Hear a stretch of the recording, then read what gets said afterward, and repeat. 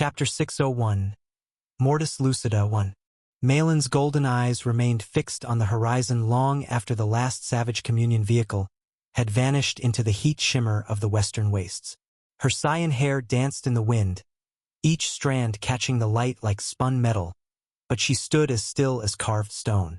The silence that followed their departure felt heavier than the rumble of their engines had been, pregnant with unspoken implications and the bitter taste of political necessity. I watched her profile, noting the subtle tension in her jaw, the way her fingers flexed almost imperceptibly at her sides. Even someone of Malin's legendary composure couldn't entirely mask the distaste of dealing with such unsavory allies. The Savage Communion represented everything the civilized realms fought against, yet politics made strange bedfellows in times of greater threats. "The dust takes longer to settle than you'd expect," Malin murmured, more to herself than to me. Then, as if a switch had been thrown, her military bearing reasserted itself. She turned to face me, and the weight of her regard felt like standing before a tribunal. "You did well, Arthur. Exceptionally well." Her words carried the gravity of official commendation, but underneath lay something warmer. Genuine approval from someone who rarely offered praise lightly. I inclined my head, accepting the recognition with appropriate gravity. "Thank you, Marshal. Though I suspect the demonstration may have revealed more than intended." A ghost of a smile touched Malin's lips. "Indeed. We'll address that shortly." "Damn," Callie interjected, her voice cracking slightly on the word. "I can't believe how strong you are." She stood a few paces away, arms wrapped around herself despite the desert heat. The awe in her voice was undercut by something rawer. Frustration. Perhaps even a touch of despair. I studied her face, recognizing the complex emotions warring there. Callie possessed remarkable talent for someone her age, but talent and power existed on different scales entirely. "Strength is relative," I said carefully, choosing my words like a diplomat navigating dangerous waters. "When you break through, you can manage something similar. When, not if," Malin emphasized, her tone brooking no argument. "The wall isn't insurmountable, Callie.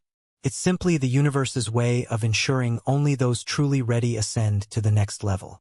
Your theoretical knowledge is already beyond many who've crossed it. What you lack is the catalyst moment, and that will come." Callie nodded, though her smile remained strained. "I know. Intellectually, I know. It's just..." She gestured helplessly at the scarred battlefield behind us, where ancient powers had clashed with the fury of natural disasters. Seeing it in person makes the gap feel infinite. The honesty in her admission created a moment of uncomfortable silence. I had felt that same crushing realization once, staring up at mountains I'd thought were hills. The difference was that my circumstances had forced rapid evolution, trial by fire in the most literal sense.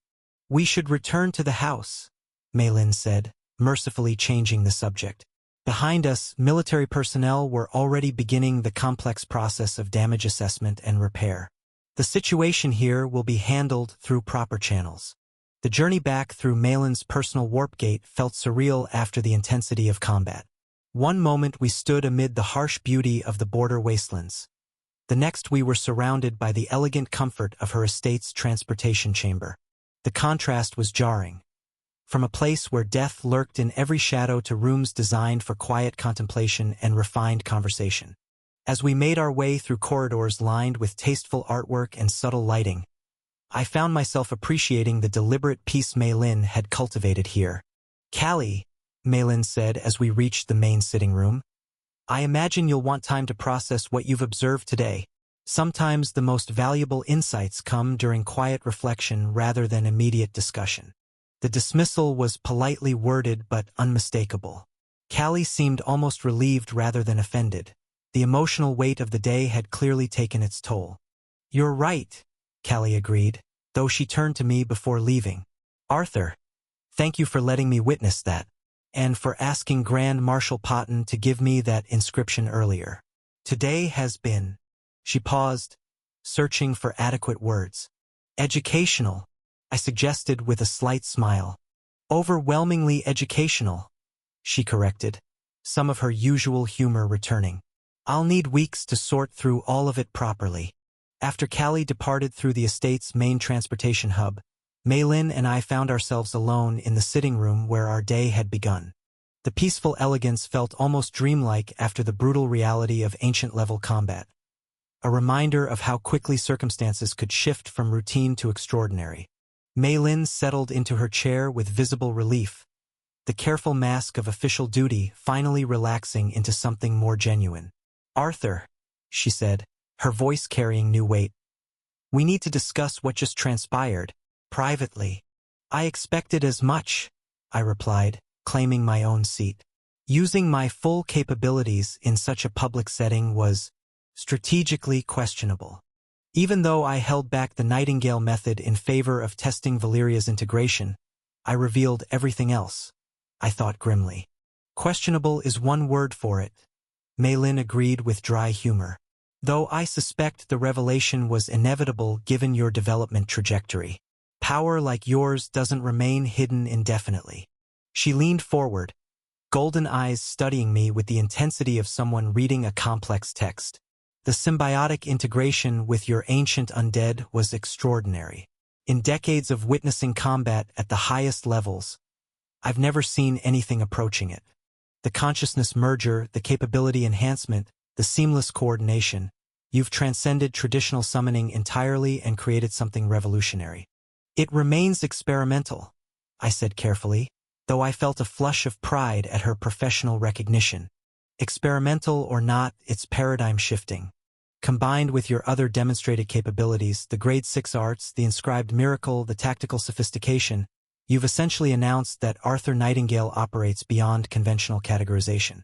That kind of revelation carries consequences."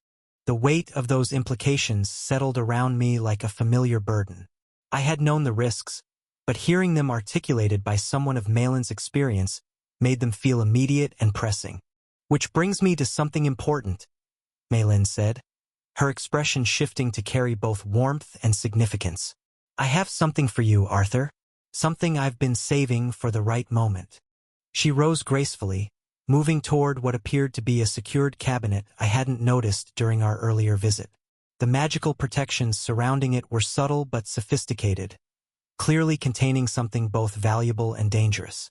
"After witnessing your performance today," she continued, carefully disabling the protective wards, "I believe that moment has arrived." She withdrew an ancient scroll, its parchment bearing the unmistakable aura of forbidden knowledge, and placed it in my hands with ceremonial gravity. "Mortis lucida," she said solemnly. "Bright death." My mind translated automatically before I caught myself. "It means death's clarity," Maylin explained, watching my reaction carefully. "Right, Latin never existed here," I reminded myself as she continued. "It is a forbidden spell," she said, her words making my eyes widen in shock. Forbidden spells. Magical techniques deemed too dangerous for practical application, their very existence carefully controlled and monitored. The fact that Maylin possessed one, and was willing to share it, spoke to both her trust in me and her assessment of what challenges lay ahead. "This," Maylin said with quiet intensity, "is a spell of enlightenment." Chapter 602. Mortis lucida 2. "This," Maylin said with quiet intensity, "is a spell of enlightenment." Enlightenment. The word carried weight that went far beyond its mundane usage. In my previous world, enlightenment had been a philosophical concept, something achieved through meditation and self-reflection. Here, it was as real and measurable as gravity or thermodynamics. I had experienced enlightenment myself, that sudden, overwhelming rush of understanding that had propelled me past the wall from integration to ascendant rank. The moment when scattered knowledge crystallized into perfect clarity, when the universe itself seemed to whisper its secrets directly into my consciousness. There were distinct categories of enlightenment, each serving different purposes in a practitioner's development. Natural enlightenment came in two forms. Progression enlightenment, the catalyst required to ascend between major ranks, and awakening enlightenment, the initial burst of understanding that accompanied a gift's manifestation. Without progression enlightenment, crossing the barriers between ascendant, immortal, and radiant ranks remained impossible. The universe simply wouldn't permit such advancement without the requisite understanding. But this scroll represented something different entirely. This type of enlightenment happens by connecting with the Akashic records, Maylin explained, her voice taking on the reverent tone reserved for discussing forces beyond mortal comprehension. The Akashic records? The words slipped out before I could stop them. In my previous world, the Akashic records had been pure fiction, a mystical library supposedly containing all knowledge of past, present, and future across the entire universe. Oh, they're very real, Luna's voice whispered in my mind, carrying an odd note of reverence I rarely heard from her. Even we Qilin speak of the great library in hushed tones. Akasha is ancient beyond measure. The Akashic records are very real, Arthur, Maylin said, watching my reaction carefully. I saw them myself when I used Mortis Lucida, a massive, sprawling, incomparable library that stretches beyond the horizon in every direction. Infinite shelves containing infinite knowledge, all overseen by Akasha, the librarian. When you activate this spell, it grants you access to that very place. How is that possible?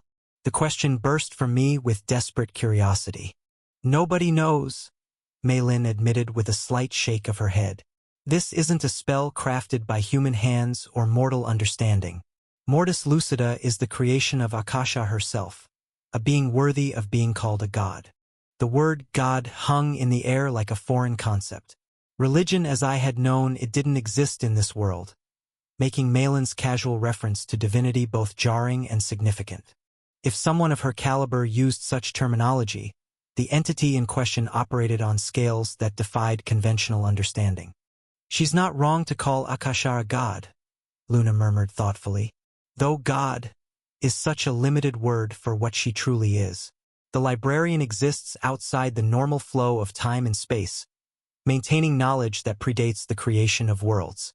I stared down at the ancient parchment in my hands, feeling the weight of knowledge it contained.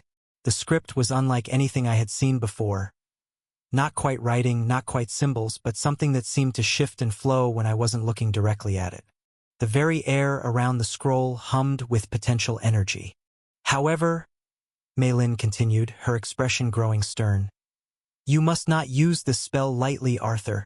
In fact, I strongly advise you to avoid using it at all unless you face truly grave danger. The kind where your life hangs by a thread and no other option remains. I frowned, looking up from the scroll. If it's so powerful, why the restriction? Because power always comes with cost, she replied gravely. You're strong enough and talented enough to survive the process. That's why I'm giving this to you now instead of 2 years ago when we first met. Back then, you were too weak to handle the strain, and more importantly, she paused, a wry smile crossing her features. You had an unfortunate penchant for finding yourself in dangerous situations. You would have used it at the first sign of real trouble and likely died from the attempt. The assessment stung because it was accurate. The Akashic records will provide you with exactly one book, Maylin continued, settling back into her chair with the air of someone imparting crucial wisdom, containing the enlightenment you need for your specific situation at that moment. It's not unlimited knowledge. It's precisely what you require to survive or overcome whatever challenge you face. Think of it as the universe's way of giving you a single, perfect answer to an impossible question. I nodded slowly, beginning to understand the gravity of what she was entrusting to me. This wasn't just a powerful spell. It was a lifeline, a final resort when all other options had been exhausted. The kind of tool that could mean the difference between life and death, but only if used with perfect judgment. The process itself is intense, Maylin added, her golden eyes distant with memory. You don't simply read the knowledge, it becomes part of you instantly and completely. When I used it during my own moment of desperation, the understanding hit me like an avalanche. One moment I was drowning in impossible circumstances, the next I possessed exactly the insight needed to survive. But the mental strain nearly broke me, and I was considerably stronger then than you are now. The weight of the scroll in my hands seemed to increase with each word. Such power came with tremendous responsibility, not just to use it wisely, but to ensure I was worthy of bearing it in the first place. There's something else you need to address before you'd ever consider using this, Mei Lin said, her tone shifting to something more instructional. Your balance has become dangerously skewed, Arthur. Your deep dark has far surpassed your pure light development, and that imbalance is limiting your true potential. The observation hit like a physical blow. I had known my deep dark abilities were advancing rapidly, especially after my symbiotic integration with Valeria, but I hadn't fully considered how that might be affecting the delicate equilibrium required for optimal performance. You need to focus heavily on pure light techniques going forward, she advised seriously. Your strength comes from the harmony between opposing forces, not from the dominance of one over the other. Until you restore that balance, you're operating at a fraction of what you could achieve, and more importantly, the imbalance makes you vulnerable to certain types of attacks that specifically target such weaknesses. I absorbed her words, recognizing the wisdom in her assessment. The symbiotic integration with Valeria had been extraordinary, but it caused pure light to be behind deep dark. How do I correct it? I asked, setting aside my pride in favor of practical necessity. Discipline and patience, Mei Lin replied. Focus your training on pure light techniques exclusively for the next several months. I know it will feel like deliberately slowing your progress, but you need to bring your light-based abilities up to match your mastery of darkness. Only then will you be able to access the true synergy between them. As I carefully secured the scroll by storing it inside my spatial ring, I felt the weight of new responsibility settling over me. The power to access the Akashic records was beyond anything I had imagined possible, but with it came the burden of perfect judgment. One moment of weakness, one instant of poor decision-making, and I could waste the greatest gift I had ever received. The thought was both terrifying and oddly comforting. In a world where power often came through violence and conflict, it was reassuring to know that somewhere in the cosmos, a vast library existed where knowledge waited patiently for those desperate enough to seek it. Just promise me you won't use it unless you absolutely have to, Luna said quietly, her mental voice carrying genuine concern. I know of what happens to those who aren't ready for the librarian's attention. The knowledge itself can be overwhelming enough to shatter unprepared minds. I just hoped I would never be desperate enough to need it. Chapter 603, Two Princesses, 1. My dorm room at Mythos Academy had never felt smaller than it did right now. What should have been a peaceful first day back from winter break had quickly devolved into a situation that tested both my patience and my ability to remain diplomatically neutral in the face of overwhelming feminine attention. Two princesses, both blonde and both radiating barely contained possessiveness, had claimed my arms the moment they'd arrived at my room. Their contrasting personalities were on full display as they glared at each other across my chest with eyes that perfectly matched their opposing natures. Rachel Creighton, princess of the northern continent and the future saintess of the world, pressed against my right arm with an innocence that was entirely feigned. Her deep blue eyes held a dreamy, almost intoxicated expression as she rubbed her cheek against my shoulder, making full use of her considerable natural advantages to maintain her grip on my arm. On my left, Cecilia Slatemark, princess of the Slatemark Empire, had taken a different approach entirely. Where Rachel relied on physical persuasion, Cecilia employed her considerable dexterity to trace patterns across my palm and fingers with surgeon-like precision. Her crimson eyes held a calculating gleam that suggested she was very much aware of the effect her ministrations were having. We were seated on my bed, the only furniture in the room large enough to accommodate 3 people, though I was beginning to regret not investing in a larger couch. The close quarters only seemed to intensify their competitive behavior. "What are you both doing?" I asked for what felt like the 10th time since they'd knocked on my door. "I missed you," they said in perfect synchronization, before immediately turning to glare at each other with renewed intensity. Honestly, they behaved more like competitive twins than rival princesses from different continents.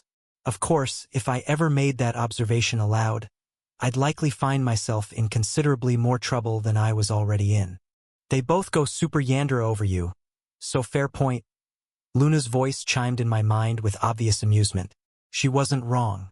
Rachel might present herself as kinder and more innocent than the admittedly manipulative Cecilia, but the future saintess had her own way of being intense when it came to matters involving me. I missed Arthur so much over winter break, Rachel sighed, deliberately breathing in my scent with a glazed expression. The days felt so empty without you. Oh my God, I can't believe such a terrible girl could become the saint of the world, Cecilia muttered, though her tone carried more exasperation than actual criticism. That comment made Rachel's cheeks turn pink, but she had no intention of letting go of my hand.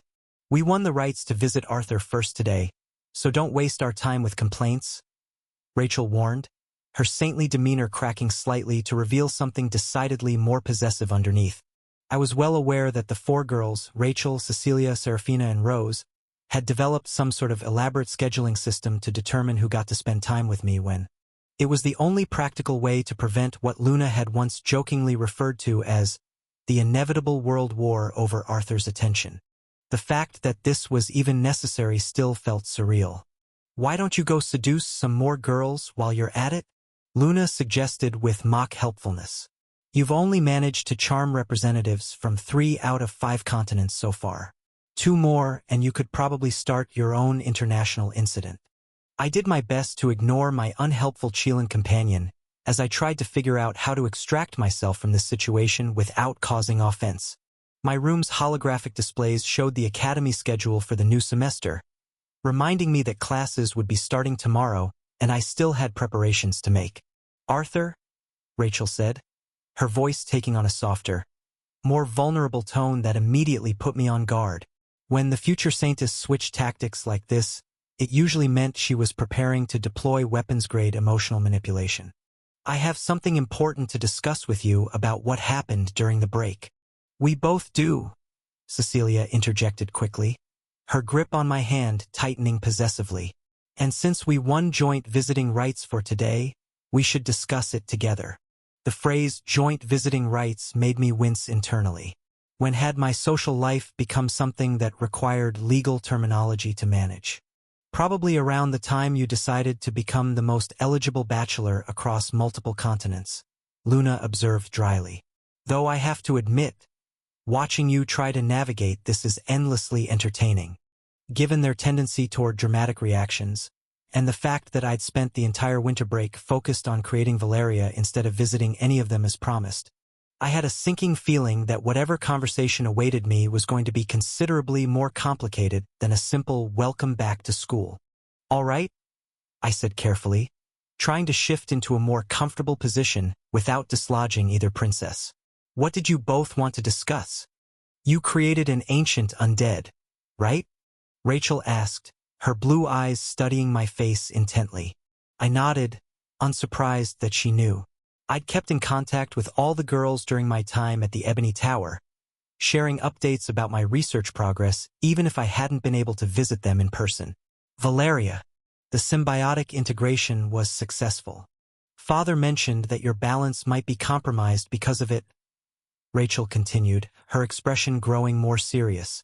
My eyes widened slightly. Of course, Uncle Alastor would have noticed. Alastor Creighton, one of only 4 nine-circle mages in the world and among the 10 humans to achieve Radiant rank, understood my magical development better than almost anyone, even Maylin Potton. His insight into such matters was virtually unparalleled. But he also offered a solution, Rachel said, her expression brightening considerably. He wants to give you access to a divine beast. The words hit me like a physical blow. My grip on both princesses' arms loosened involuntarily as I processed what she'd just said. He said you can claim one whenever I reach ascendant rank, Rachel continued, clearly pleased by my reaction. Since you'll be bonding with a divine beast raised by the Creighton family, the timing needs to align with my own advancement. Without thinking, I pulled Rachel closer, wrapping my free arm around her in a tight embrace that made her squeak in surprise and delight. She immediately melted into the hug, wrapping her arms around my neck and rubbing her cheek against mine with the enthusiasm of an overeager golden retriever. Cecilia made a noise of protest at being temporarily ignored, but I was too stunned to properly acknowledge it. A divine beast. The implications were staggering. Divine beasts were mana creatures with pure light affinity, transcending the typical classifications that governed ordinary magical fauna. They existed on a completely different level, where Valeria and Erebus represented the pinnacle of deep dark manipulation.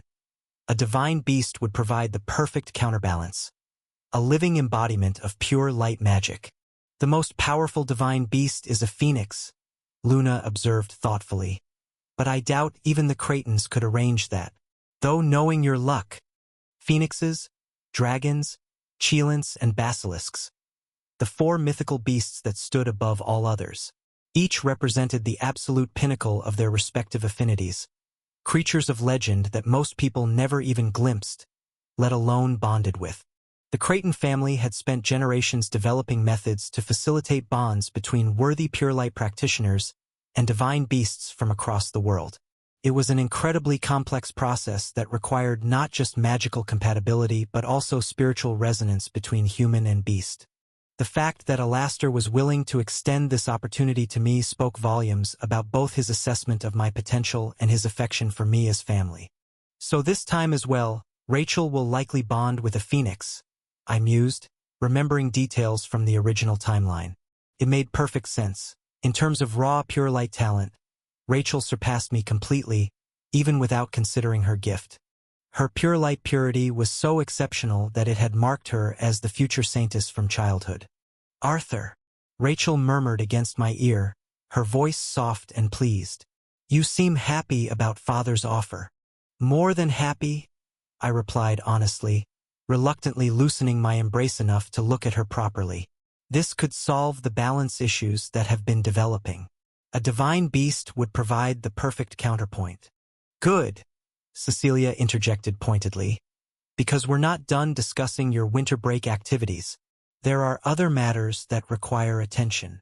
I glanced at her, noting the slight edge in her voice that suggested whatever she wanted to discuss might be considerably less pleasant than Rachel's gift offering. Oh, this should be interesting, Luna commented with obvious anticipation. I wonder what the Empire's princess has been up to while you were playing with dead bones. Chapter 604. Two Princesses. 2. The comfortable warmth of Rachel's embrace was still settling around me when Cecilia cleared her throat pointedly, her crimson eyes holding that calculating gleam that usually preceded her more strategic moves. Since we're discussing gifts, she said, reaching into her spatial storage with practiced elegance. I have something for you as well, Arthur. She withdrew a sword case made of polished ebony wood, its surface inscribed with intricate silver runes that seemed to pulse with contained power. The craftsmanship alone suggested whatever lay inside was worth more than most people's annual salaries. The case itself radiated an aura of barely contained magical energy that made the air around it shimmer slightly. Cecilia? I said carefully, reluctantly disentangling myself from Rachel enough to give the case proper attention. You didn't need to. It's an ancient-grade blade, she interrupted, her tone carrying the satisfaction of someone delivering news they knew would create an impact. It is called Voidlight. Not a very inventive name, but it is a good sword. My mouth went dry. Ancient-grade weapons were incredibly rare, the kind of treasures that nations went to war over and legends were built around. The fact that she was casually presenting one to me spoke to both the Slatemark Empire's vast resources and her personal feelings about our relationship. The materials she'd mentioned alone would bankrupt most noble houses. Cecilia, I already have a Volvis, I said, gesturing toward where my own ancient-grade sword rested in its sheath across the room. While I'm incredibly grateful for the thought, I don't really need another weapon of this caliber. It's not for you, she interrupted again, though this time her voice carried a note of something that might have been embarrassment. Her usual confident demeanor wavered slightly as she continued. It's for Reka. The words hit me like a thunderbolt. Rachel's arms went slack around my neck as she pulled back to stare at Cecilia in obvious shock, her blue eyes wide with surprise and something that looked suspiciously like territorial concern.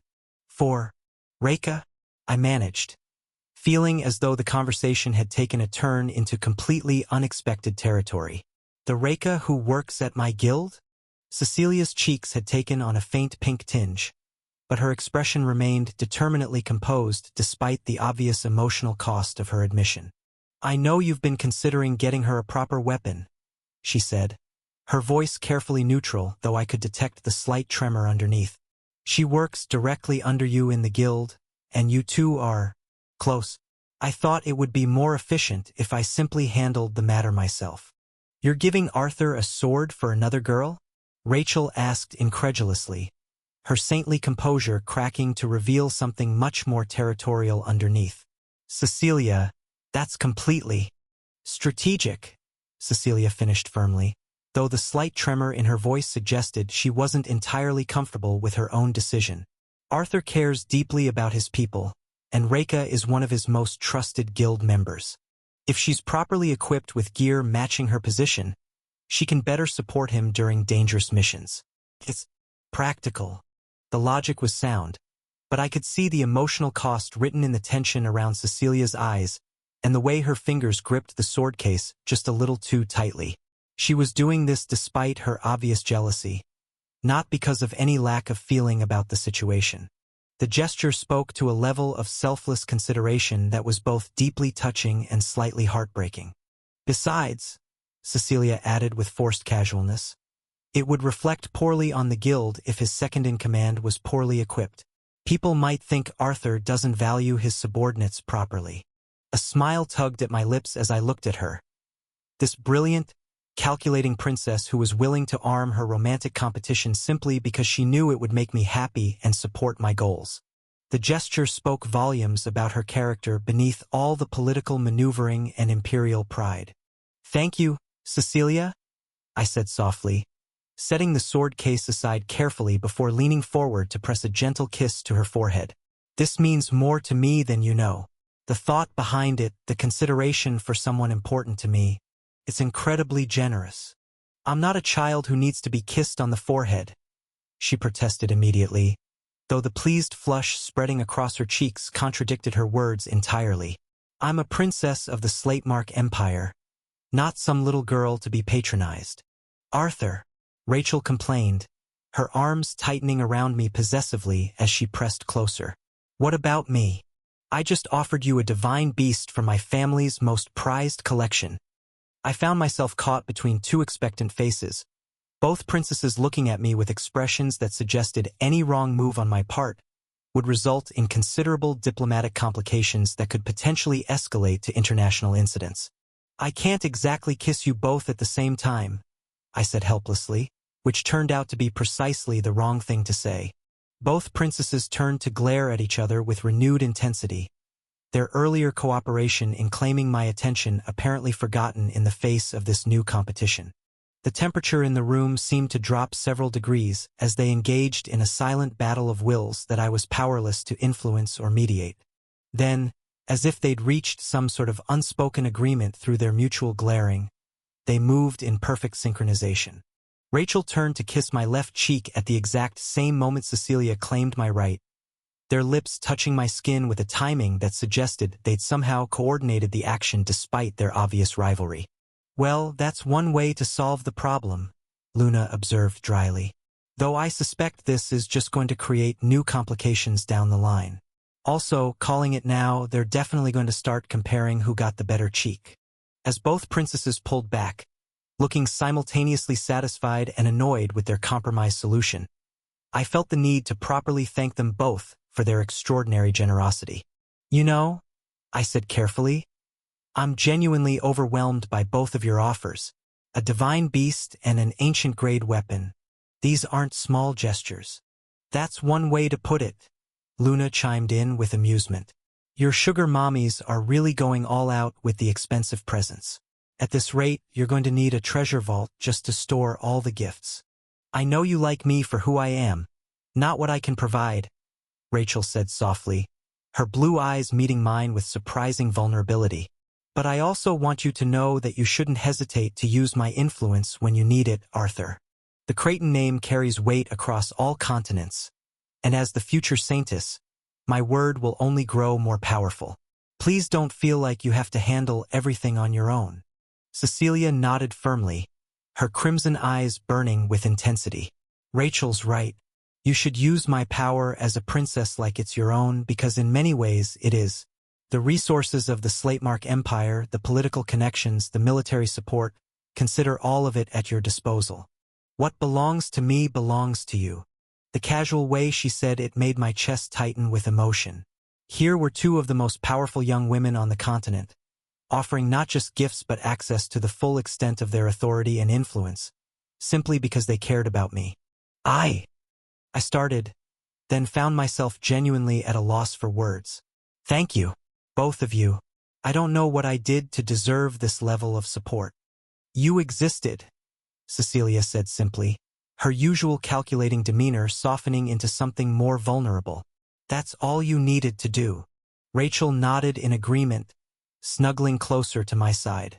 Just promise us you'll actually use what we're offering instead of trying to handle everything yourself like some kind of lone hero. They have a point, Luna observed. Your tendency to shoulder impossible burdens alone is getting a bit ridiculous. As I sat there surrounded by these two remarkable women, holding Cecilia's incredibly generous gift and processing Rachel's life-changing offer, I couldn't help but marvel at how my life had developed. The complications were real, but so was the genuine care and support they were offering. Chapter 605, Two Princesses, 3. The tension in Arthur's dorm room had shifted from competitive playfulness to something far more intimate. Both princesses had moved closer, their earlier rivalry temporarily set aside in favor of a shared understanding that they both cherished these rare moments alone with him. Rachel was the first to move, her blue eyes soft with emotion as she cupped Arthur's face gently. I've missed this, she whispered, before pressing her lips to his in a kiss that spoke of months of separation and longing. Finally, Rachel thought as their lips met, her heart racing with the familiar intoxication that only Arthur could provide. He's here, he's real, he's mine. The possessive thought should have surprised her. After all, she was meant to be the pure, saintly princess. But around Arthur, such pretenses fell away entirely. I don't care about sharing him with others as long as I can have moments like this. As long as he keeps looking at me like I'm precious. The thought of other women touching him, kissing him, made something dark and violent stir in her chest, but she forced it down. The arrangement they'd all agreed to was practical, necessary even, but more than that, it was merciful. She'd learned the hard way during the sophomore ball that her jealousy, no matter how justified it felt, only ended up hurting Arthur. The memory of his pained expression when she and Cecilia had fought publicly still haunted her nightmares. When they finally broke apart, Cecilia was watching with eyes that burned like crimson fire. My turn, she said simply, her voice carrying an edge of barely controlled hunger. Arthur turned to her, and Cecilia felt her breath catch as she saw the way he looked at her. With genuine affection, desire, and something deeper that made her feel like she could conquer the world. She pulled him close, their lips meeting with a passion that had been building since the moment she'd walked into his room. Mine. Cecilia's thoughts echoed Rachel's with startling similarity. He's mine, and I'll destroy anyone who tries to take him away. The intensity of her feelings should have concerned her, but she'd long since stopped caring about such trivial matters as sanity when it came to Arthur. As they separated, both princesses found themselves on either side of Arthur again, but the dynamic had changed. The competitive edge had softened into something more collaborative, as if the kisses had reminded them that they were united in their devotion to him, even if they remained rivals for his ultimate affection. Arthur felt the shift too, his arms coming around both of them as they settled against his sides. The warmth of their bodies, the soft scent of Rachel's jasmine perfume mixing with Cecilia's rose oil, created an atmosphere of contentment that he rarely experienced. I should feel guilty about this, he thought, but couldn't quite manage it. These women had chosen him, knowing full well about each other, and had somehow made it work through sheer force of will and political necessity. They're happy. I'm happy. It's unconventional, but it works. His thoughts drifted to the other two women in his complicated romantic web. Seraphina Zenith, the third princess he was involved with, had been notably absent from his communications during the winter break due to isolation training at her home, Mount Hua Sect. I should visit her soon, Arthur mused. Then there was Rose Springshaper, daughter of Marquis Springshaper and heir to the Vakert Corporation, the most powerful necromancy company in the Slatemark Empire.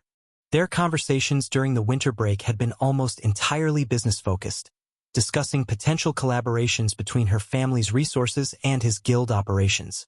The talks had been productive, but he realized he'd barely spent any personal time with her. Rose deserves better than just business meetings, he thought with a pang of guilt. Maybe I should take her on a proper date. She's been so patient with the whole arrangement, and I've been neglecting the personal side of our relationship in favor of professional opportunities. You're thinking about the others, aren't you? Rachel said softly, her intuition as sharp as ever. There was no accusation in her voice, just understanding. Cecilia's grip on his arm tightened slightly, but she nodded in agreement. It's fine. We knew this would be part of the arrangement when we agreed to it. The maturity of their response still amazed Arthur sometimes. Here were two of the most powerful young women on the continent, both possessive to a degree that could be genuinely frightening, and they'd somehow found a way to share him without destroying each other or him in the process. He still remembered the sophomore ball vividly. It had been a turning point for all of them. They chose my happiness over their own possessiveness, Arthur thought, feeling a surge of gratitude and love for the three princesses. That takes incredible strength.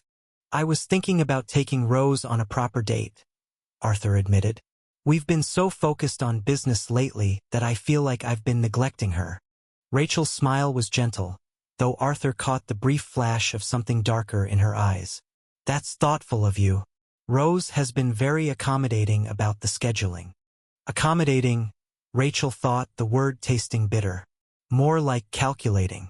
She knows that playing the patient, understanding card makes Arthur feel guilty and pay more attention to her. Clever little manipulator. Cecilia's expression remained carefully neutral, but her thoughts were similarly dark. At least Rose keeps things professional most of the time. The Seraphina I worry about. That annoying half-elf. What about Seraphina?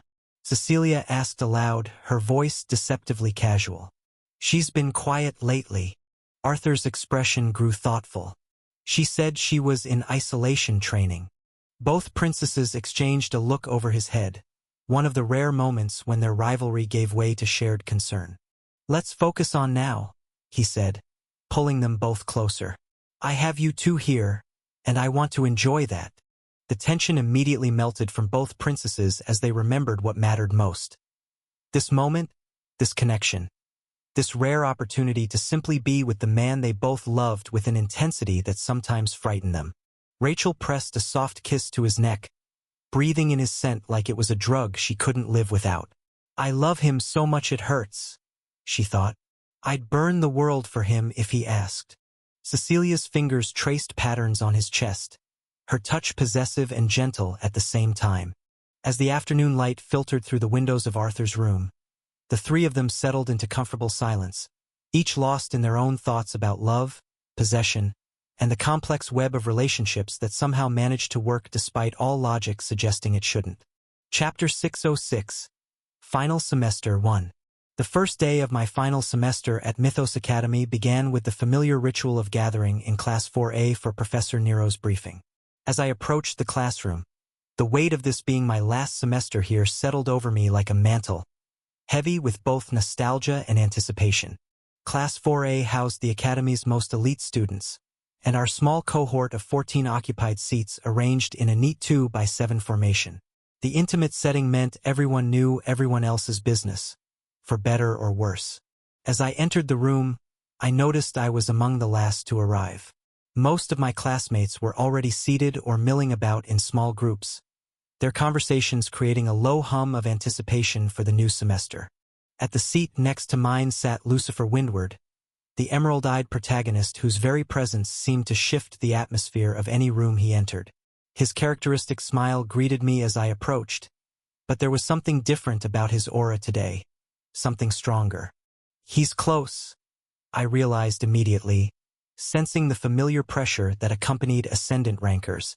The strength radiating from him was unmistakable. He'd reached the same level as me, meaning he must have scaled the wall during winter break. Lucifer stood and extended his hand, his green eyes bright with genuine warmth. Hey Arthur, he greeted, his smile as infectious as ever. I heard you took down the future pope of the Savage Communion in a fight. I did, I replied, accepting his handshake and noting the increased firmness of his grip. He was quite strong. High ascendant rank, right? Lucifer asked, and I nodded in confirmation. Lucifer possessed that rare combination of natural talent, unwavering determination, and the kind of charisma that drew people to him like moths to flame. We started off as rivals since I needed to surpass him, but after doing so, we became friends. And now I found myself genuinely enjoying our conversation. The classroom door opened again, and Dia and Ciola entered together, their synchronized movements speaking to the deep bond they shared. Both possessed the same striking golden eyes, though their personalities couldn't have been more different. Dia's confident stride contrasted with Ciola's more reserved grace, but they complemented each other perfectly. Lucifer's entire demeanor brightened as he spotted his two girlfriends, a soft, pleasant smile spreading across his features. The genuine affection in his expression was impossible to miss. Whatever complex arrangement they'd worked out, it clearly brought all three of them happiness. At least I'm not the only one with complicated romantic situations, I mused, though I suspected Lucifer's relationships were considerably less politically charged than my own. The door opened once more, and Rachel and Cecilia entered side by side, their blonde hair catching the morning light streaming through the classroom's large windows. Rachel's vibrant energy was palpable even from across the room, while Cecilia moved with the calculated grace of someone always aware of her effect on others. I could see the exact moment Rachel spotted me. The golden flecks in her beautiful sapphire eyes began to shimmer with excitement, and she took half a step in my direction before Cecilia's hand on her arm brought her up short. The brief pout that crossed Rachel's features was almost endearing, though I caught Cecilia's subtle smirk as she stopped Rachel. Before Rachel could attempt another approach, the classroom door opened again to admit the final two members of my personal romantic complications. Serafina Zenith glided into the room with her characteristic silent grace, her pale ice-blue eyes scanning the space with cool assessment. Her silver hair fell like liquid moonlight around her delicate features, and the scent of honey seemed to follow in her wake like an invisible entourage. Rose Springshaper entered just behind her, providing a stark contrast to Serafina's ethereal presence. Where Serafina was all cold beauty and calculated distance, Rose moved like flowing water, natural, adaptive, finding her path with effortless grace. Her auburn hair and warm brown eyes created a more approachable beauty, though no less captivating for its earthiness. "Arthur," Serafina said simply, her voice carrying that familiar crystalline quality that never revealed more emotion than she intended. Despite her reputation for coldness, I'd learned to read the subtle signs of her affection. The way her eyes lingered on my face just a moment longer than necessary, the almost imperceptible softening around her eyes. "Good morning, Serafina," I replied, offering her a genuine smile. "How was your winter break?" "Productive," she answered in her typical economical style, though the brief flash of warmth in her pale eyes suggested there was more she wasn't saying in present company. Rose moved to my other side, her presence immediately warmer and more openly affectionate. "Arthur, you look well," she said, her voice carrying genuine pleasure at seeing me again. "I hope you found time to rest between all your research projects." "Some," I admitted with a slight laugh, though I suspect the final semester won't be offering much in the way of relaxation. "Probably not," Rose agreed, her smile turning slightly mischievous. "Especially with everything we discussed over winter break. There will be opportunities to explore." She's referring to the potential collaboration between her family's necromancy company and my guild operations, I realized. Though given her expression, she might also be hinting at more personal opportunities. As we talked, the remaining seats filled with the rest of our elite class. I caught sight of Ian Vizirian settling into his usual spot, his red hair catching the light as he organized his materials with characteristic precision. His golden eyes met mine across the room, and I offered him a friendly smile, which he returned with a slight nod of acknowledgement. Gene Ashbluff took his seat near the back, his black hair and dark eyes giving him an almost brooding appearance that matched his generally serious demeanor. When he noticed my attention, I smiled in his direction as well. The final student to enter was Rinkagu, and the change in him was immediately apparent. His white hair seemed somehow duller than I remembered, and his distinctive violet eyes held a weight that hadn't been there before winter break. Where he'd once carried himself with quiet confidence, now he moved with the careful deliberation of someone nursing invisible wounds. "Rin looks terrible," Rose murmured quietly, following my gaze. Serafina's pale eyes also tracked to our white-haired classmate, though she offered no verbal commentary. The slight tightening around her eyes suggested she'd noticed the change as well. The classroom door opened one final time to admit Professor Nero, his imposing presence immediately commanding attention. The scattered conversations died away as all 14 of us turned to face the front, ready to begin what would be our last semester at Mythos Academy. "Here we go," I thought, settling back in my seat as Serafina and Rose gracefully claimed the assigned chairs. The final semester begins. Chapter 607. Final Semester 2. Welcome back. Professor Nero's voice cut through the quiet hum of the lecture hall like a blade through silk. His presence commanded immediate attention, the kind of authority that came from decades of shaping the continent's most elite practitioners. "I trust your winter break was productive." He tapped his tablet with practiced efficiency, and a shimmering holographic display materialized in the center of the room, bathing us all in a cool, blue light. The new rankings pulsed in the air before us, each name glowing with soft luminescence. Rank 1, Arthur Nightingale. Rank 2, Lucifer Windward. Rank 3, Rein Kegu. Rank 4, Seola Moyon. Rank 5, Rachel Creighton. Rank 6, Cecilia Slatemark. Rank 7, Serafina Zenith. Rank 8, Jean Ashbluff. Rank 9, Rose Springshaper. Rank 10, Dia Solarin. Rank 11, Clara Lopez. Rank 12, Ian Vizirian. Rank 13, Arya Gu. Rank 14, Ava Peng. A ripple of murmurs passed through the classroom as students processed their positions. I noticed several surprised glances directed toward the hologram, particularly focused on certain shifts in the rankings. "Bear in mind," Nero added, his tone crisp and professional, "these standings don't reflect any growth since the last semester concluded." The clarification was important. These rankings were based on our end-of-semester evaluations from before winter break. Any advancement or new capabilities we developed during the vacation wouldn't be factored in until the semester progressed. What caught my attention most was Dia's position at rank 10. She'd climbed 2 spots since the beginning of the year, which was no small feat in a class this competitive. The quiet determination she'd shown throughout our time at the academy was clearly paying dividends.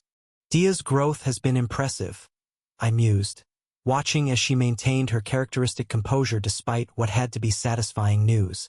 Her partnership with Seola and relationship with Lucifer seemed to be spurring all 3 of them to greater heights.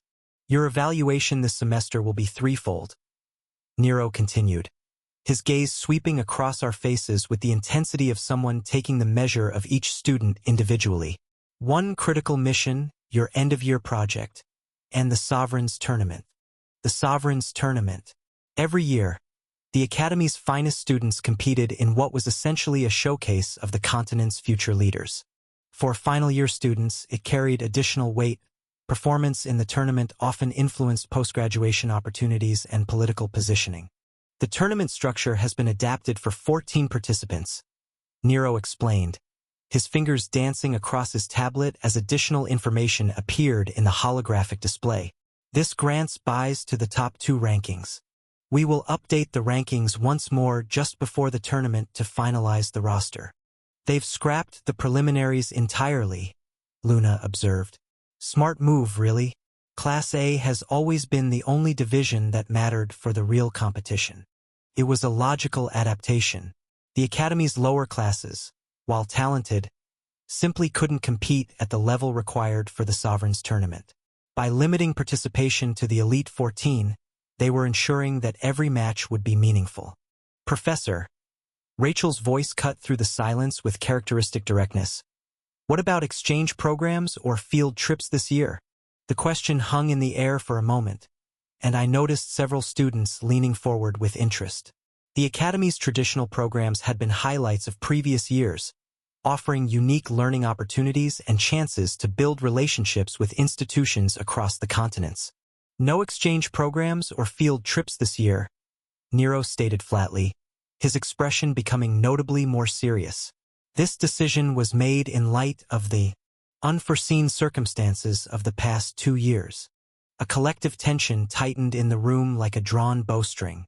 We all remembered, how could we forget? 2 years ago, our supposedly routine field trip to an archaeological site had been ambushed by a death cult seeking to capture or kill several high-profile students. The attack had been coordinated and brutal, and only quick thinking from our supervising professors had prevented casualties. Last year, the exchange program with Starcrest Academy had become the epicenter of a full-blown war when political tensions between allied nations had erupted into open conflict. Students from multiple continents had found themselves caught in the middle of a diplomatic crisis that had taken months to resolve. My eyes flickered to Lucifer, and I couldn't help but notice the pattern. Both incidents had occurred when he was present, when the supposed protagonist of this world was in a position to be targeted or used as a catalyst for larger conflicts. It's always because of him, I thought, though without malice. It wasn't Lucifer's fault that destiny seemed determined to throw increasingly dangerous obstacles in his path. The one destined to be the emperor of the world is bound to face a few trials. Luna's voice echoed in my mind with typical philosophical detachment. Though the collateral damage does tend to be significant. With Nero's announcements concluded, the lecture hall dissolved into a low buzz of conversation as students began processing the information and discussing implications with their neighbors. Art? Lucifer started, turning toward me with what looked like an attempt at casual conversation. But his word was cut short as Dia and Ciola materialized at his sides like synchronized phantoms. I watched with barely concealed amusement as both young women grabbed one of Lucifer's arms with the kind of possessive determination that brooked no argument. The Prince of the North, this world's prophesied hero and future emperor, was currently being manhandled by his 2 girlfriends with all the dignity of a contested toy. His verdant eyes, wide with alarm and embarrassment, found mine across the room. The pleading look he sent me was almost comical. Here was someone capable of facing down ancient-level threats, reduced to helpless panic by 2 determined young women. Help, his expression clearly said. I offered an internal reply that I was certain he could read in my bland expression. And you'll help me with my 4? Lucifer blinked once, then twice. His gaze dropped, his head bowing in silent defeat as the reality of our mutual predicament settled over him. That was exactly the answer I'd expected. With resignation written across his features, he allowed himself to be dragged away by the 2 swordswomen, who despite their warrior pedigrees looked almost delicate next to his considerable frame. At least his romantic complications are more straightforward than mine, I mused as they disappeared through the classroom door. A soft scent of honey drifted to me, as distinctive as a signature and twice as intoxicating. The fragrance heralded an arrival I knew instantly. Arthur, Seraphina said, her voice carrying that familiar crystalline quality as she approached my desk. Her pale face maintained its characteristic mask of perfect, doll-like stillness, beautiful but seemingly devoid of emotion to casual observers. But I had learned to read the minute tells that others missed. The slight purse of her lips suggesting internal deliberation, the almost imperceptible tension in her jaw indicating suppressed feeling, the way her ice-blue eyes focused on me with laser-like intensity despite her composed exterior. She's grown stronger, too, I noted automatically, assessing the subtle changes in her aura. The power radiating from her had definitely increased during the winter break. In a straight fight, even Cecilia would struggle against Seraphina now. All 4 of my girls were at the peak of integration rank, pressed hard against the wall they were destined to scale this summer, ready to shatter advancement records on their way to ascendant rank. What is it, Sarah? I asked, using the shortened version of her name that only I was permitted. She leaned in close, her silver hair cascading like liquid moonlight as her lips approached my ear. When she spoke, her words were barely more than a whisper, but their impact was devastating. The specific words she murmured made my entire thought process come to a dead halt. Serafina straightened up slowly, a flicker of something that wasn't quite happiness but definitely deep satisfaction dancing in her pale eyes. She looked like someone who had just played a particularly effective chess move.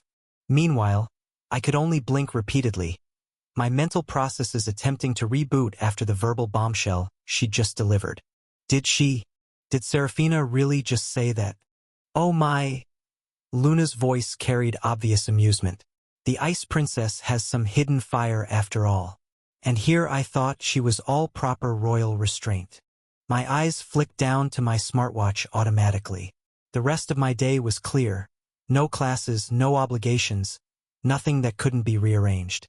Well then, Ratch, I called out, getting to my feet with what I hoped was casual composure. I need to talk to you later. My room at 9 tonight. Rachel's face lit up at the prospect of a late-night private meeting, her blue eyes sparkling with anticipation and curiosity about what I might want to discuss. I then turned to Rose, who had been watching the entire exchange with obvious interest. Rose, I'll ping you later.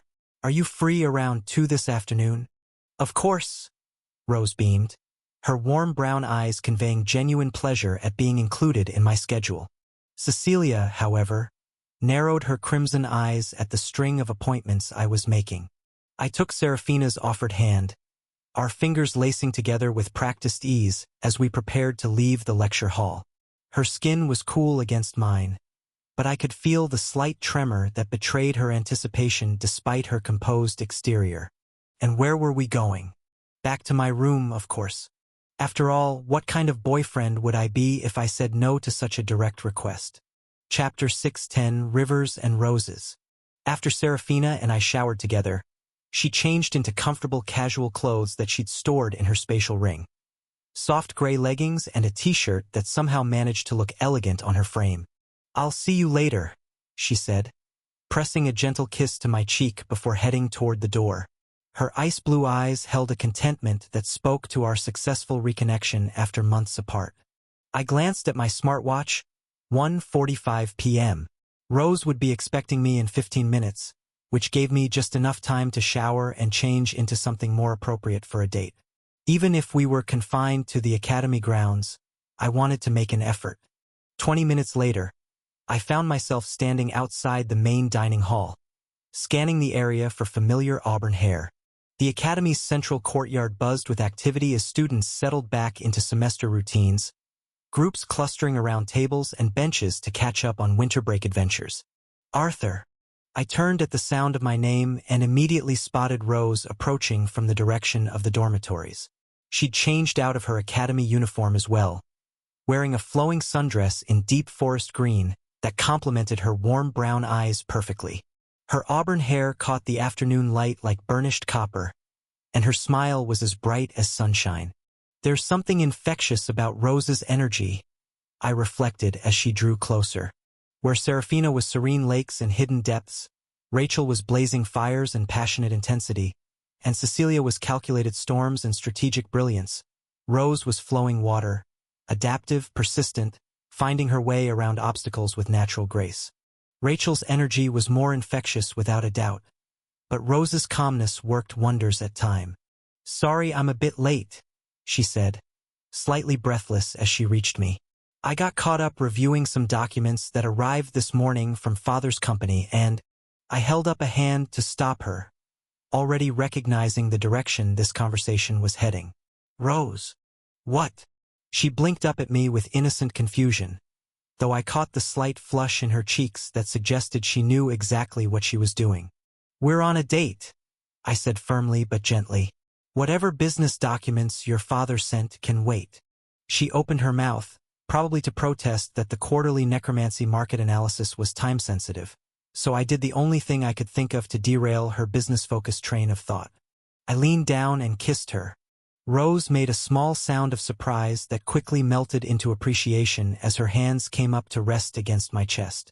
When we separated a few moments later, her cheeks were definitely flushed, and her business-oriented urgency had evaporated entirely. You're right, she admitted with a sheepish smile. I shouldn't be talking about market projections and supply chain optimization on a date.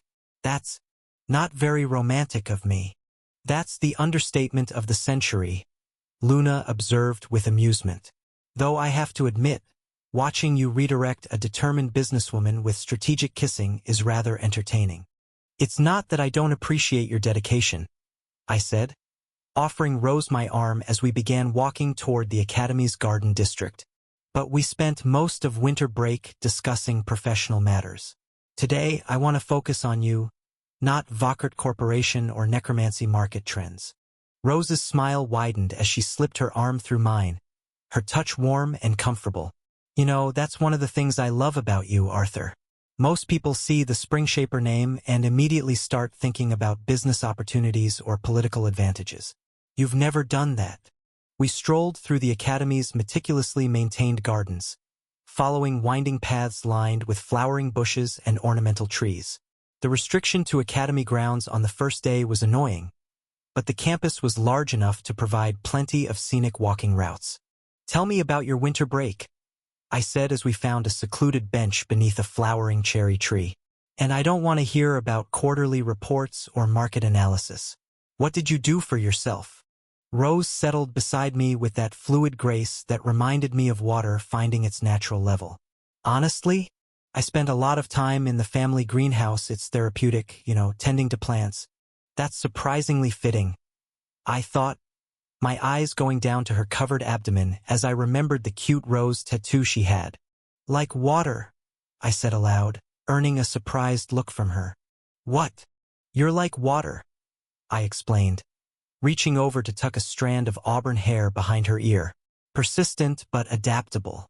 You don't try to break down walls. You find ways around them, or through them, or you wait for them to erode naturally. Rose's cheeks pinked at the observation. That's actually a really nice way to put it.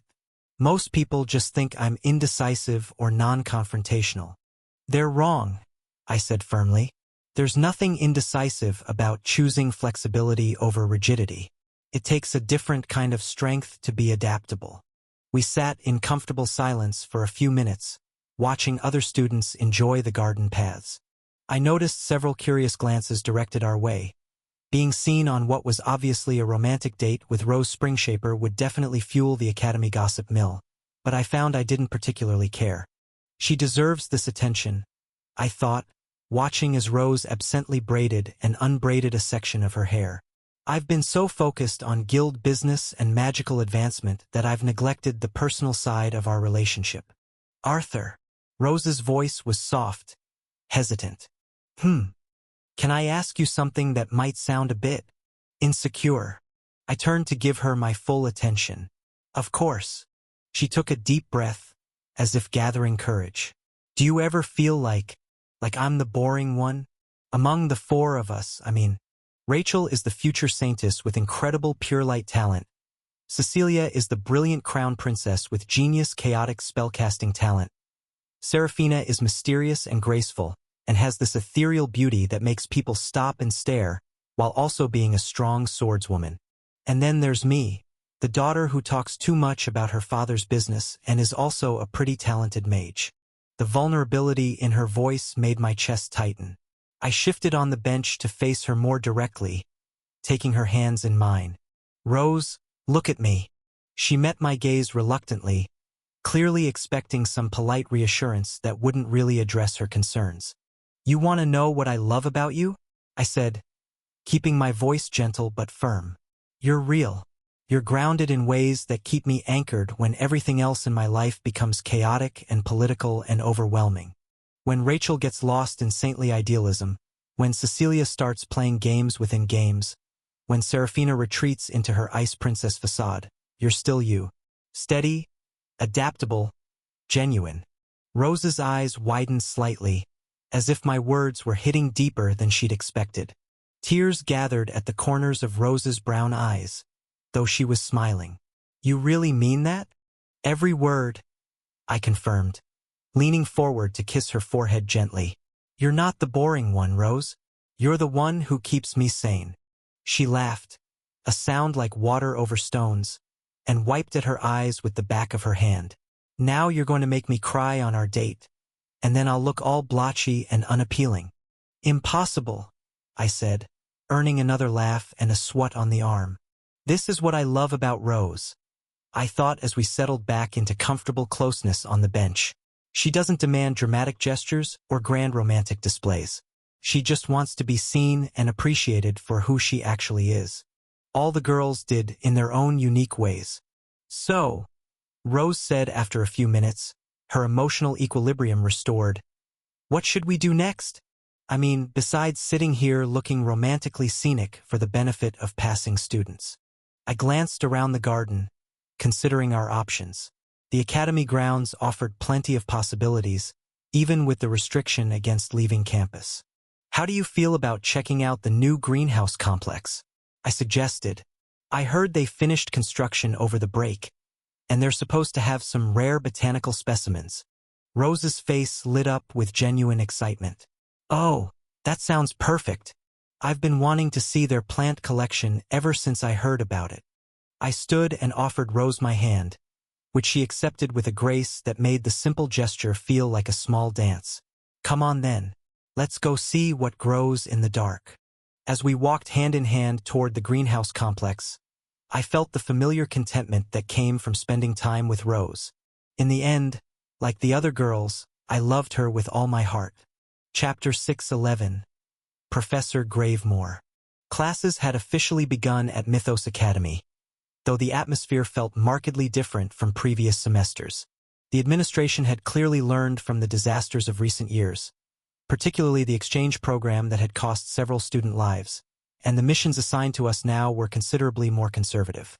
Gone were the high-risk expeditions and politically charged assignments that had defined our earlier academy experience. Not that I'm complaining, I thought as I made my way through the academy's corridors. After everything that had happened during winter break, creating Valeria, the confrontation with the Savage Communion, receiving forbidden spells from Mei Lin, I was looking forward to a semester focused more on personal growth and enjoying life rather than constantly worrying about the next life-threatening crisis. The scrutiny placed on Mythos Academy following the exchange program debacle had resulted in a complete overhaul of their risk assessment protocols. Where once they'd pushed us toward increasingly dangerous challenges to forge us into elite practitioners, now they seemed more concerned with ensuring we all survived to graduation. Perhaps that's for the best, I mused. We've all proven ourselves capable of handling serious threats. Maybe it's time to focus on refinement rather than raw survival. My destination today was Professor Gravemore's office, located in the Academy's Deep Dark Studies wing. The familiar path through progressively dimmer corridors felt like returning to an old friend. These halls had been my second home during first year, when I'd spent countless hours learning the fundamentals of necromancy under Gravemore's tutelage. He was the one who helped me create my first lich. I remembered with a mixture of nostalgia and gratitude. As I approached his office door, I became acutely aware of something that would have been unthinkable 3 years ago. Professor Gravemore's magical aura no longer felt overwhelming.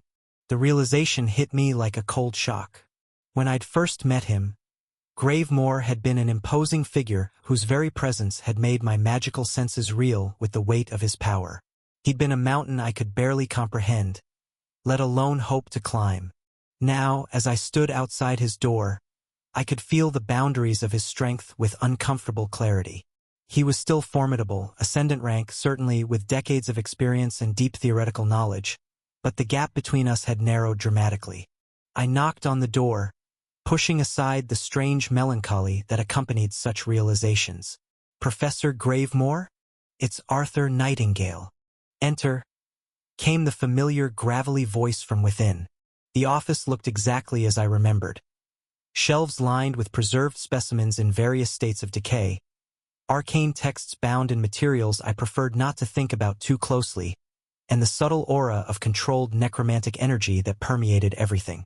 Professor Gravemore sat behind his desk, his gaunt frame and hollow cheeks giving him the appearance of someone who'd spent too much time communing with death. Arthur, he said, looking up from a stack of papers with genuine pleasure. I was wondering when you'd come to visit. I heard through the academic grapevine that your winter break was eventful. That's one way to put it, I replied, settling into the chair across from his desk. Though I suspect the version you heard focused more on the political implications than the magical ones. Gravemore's eyes sharpened with interest. Oh? And here I thought the most noteworthy aspect was your defeat of a high ascendant rank opponent. Are you telling me there were other developments? I smiled, appreciating his priorities. While most people fixated on the political ramifications of fighting the future pope of the Savage Communion, Gravemore immediately focused on the magical achievement required for such a victory. Actually, yes, I said, deciding to cut straight to the point. I wanted to show you something, a project I completed during the break. Without further preamble, I reached into my consciousness and called forth Valeria. The familiar sensation of our symbiotic connection activating sent power coursing through my body as the bone symbiote manifested. The change was immediate and dramatic. My physical form shifted as Valeria's essence merged with mine, bone armor spreading across my skin while additional limbs extended from my back. The office's ambient temperature dropped several degrees as ancient-level necromantic energy filled the space. Professor Gravemore's reaction was everything I could have hoped for. His eyes widened in shock, then narrowed in intense focus as he studied the transformation with the precision of a master evaluating a masterwork. Extraordinary, he breathed, rising from his chair to examine me more closely. The integration is seamless. I can barely detect the boundary between your consciousness and the undead's essence. He's seeing details that most people would miss entirely, I noted with approval. Despite being technically weaker than me now, Gravemore's theoretical knowledge and analytical skills remained formidable. This is a bone symbiote, I explained, allowing him to study the transformation from multiple angles. An ancient undead designed specifically for symbiotic integration with a living host. The craftsmanship is incredible, Gravemore murmured, his professional excitement overriding any surprise at my advancement. The bone density, the magical conductivity, the way the consciousness integration maintains distinct personalities while enabling shared capabilities. Arthur, this is revolutionary work. I felt a flush of pride at his assessment. Coming from someone who dedicated his life to necromantic research, such praise carried significant weight. But more than that, he continued, circling around to observe the wing-like appendages extending from my back. This represents a second proof of concept for something the academic community has considered impossible. Creating ancient undead without supernatural gifts, I said, understanding his excitement. Exactly. Gravemore's gaunt face was animated with scholarly fervor. The prevailing theory has always been that ancient undead require either natural formation over centuries or creation by someone with specific supernatural abilities in the form of gifts. You've demonstrated a third path, pure magical technique and theoretical understanding. You did this before with your lich, and now once again. I allowed Valeria to withdraw, the bone armor retracting as our consciousnesses separated back into distinct entities. The office's temperature returned to normal, though the lingering traces of her deep dark would probably persist for hours. The symbiosis was the key breakthrough, I explained, settling back into my chair. Rather than trying to create a traditional autonomous undead, I designed Valeria specifically for integration. The shared consciousness model eliminates many of the control and stability issues that plague conventional ancient-grade creation attempts. Professor Gravemore nodded thoughtfully, his mind clearly working through the implications. And the base materials? All provided by the Ebony Tower, I said as he nodded in understanding. Remarkable, Gravemore said, returning to his seat with the satisfied expression of someone who just witnessed something truly significant. Arthur, I hope you realize what you've accomplished here. This isn't just an impressive piece of necromancy. It's a paradigm shift. Actually, Gravemore said suddenly, this solves a problem I've been contemplating regarding your end-of-year project. I raised an eyebrow. Oh, every final-year student is required to complete a major independent research project that demonstrates mastery of their chosen field, he explained. Most students struggle to find topics that are both achievable and sufficiently advanced to warrant academic recognition. A smile spread across his gaunt features. You, on the other hand, have already completed what may be the most significant necromantic breakthrough in decades. Your bone symbiote serves as proof of concept for ancient undead without supernatural gifts, demonstrates innovative consciousness integration techniques, and represents an entirely new category of undead entity. That would certainly simplify things, I thought with relief. The prospect of having to design and complete another major research project on top of everything else had been weighing on my mind. That would be incredibly helpful, Professor, I said gratefully. I was wondering how I'd find time for another major project given everything else on my plate. Nonsense, Gravemore waved dismissively. When a student produces work of this significance, the Academy should be grateful to document and preserve it. This is the kind of research that gets cited in academic texts for generations. As I prepared to leave his office, Professor Gravemore stood and extended his hand. Arthur, it's been a privilege watching your development over these 4 years. When you first walked into my classroom, I knew you had potential. But this, he gestured toward where Valeria had manifested. This exceeds even my most optimistic projections. I shook his hand, feeling the familiar mixture of pride and humility that came with such recognition. Thank you, Professor, for everything. The foundation you helped me build made all of this possible. Keep pushing the boundaries, he said seriously. The magical world needs innovators like you. Don't let convention limit your imagination. As I left his office and made my way back through the Deep Dark Studies wing, I reflected on how much had changed since my first year. The corridors that had once felt mysterious and intimidating now felt familiar, almost comfortable. Chapter 6:12. Peaceful Interlude. The weeks following my visit to Professor Gravemore passed in what could only be described as blissful normalcy, a concept that had become increasingly foreign during my time at Mythos Academy. For once, the administration seemed more concerned with keeping their students alive than forging them in the crucible of mortal peril, and I found myself genuinely enjoying the change of pace. Our assigned mission had been a perfect example of this new, cautious approach. Instead of infiltrating hostile territories or confrontations high-level threats, Class 4A had been tasked with investigating reports of minor magical disturbances in a peaceful farming community. The disturbances had turned out to be some beasts, a few 7 stars too, but nothing we couldn't deal with. Hardly the stuff of legend, I'd thought at the time, but the simplicity had been refreshing. We'd spent 2 days negotiating a relocation agreement that satisfied both the sprites and the farmers, filed our reports, and returned to campus without a single life-threatening encounter.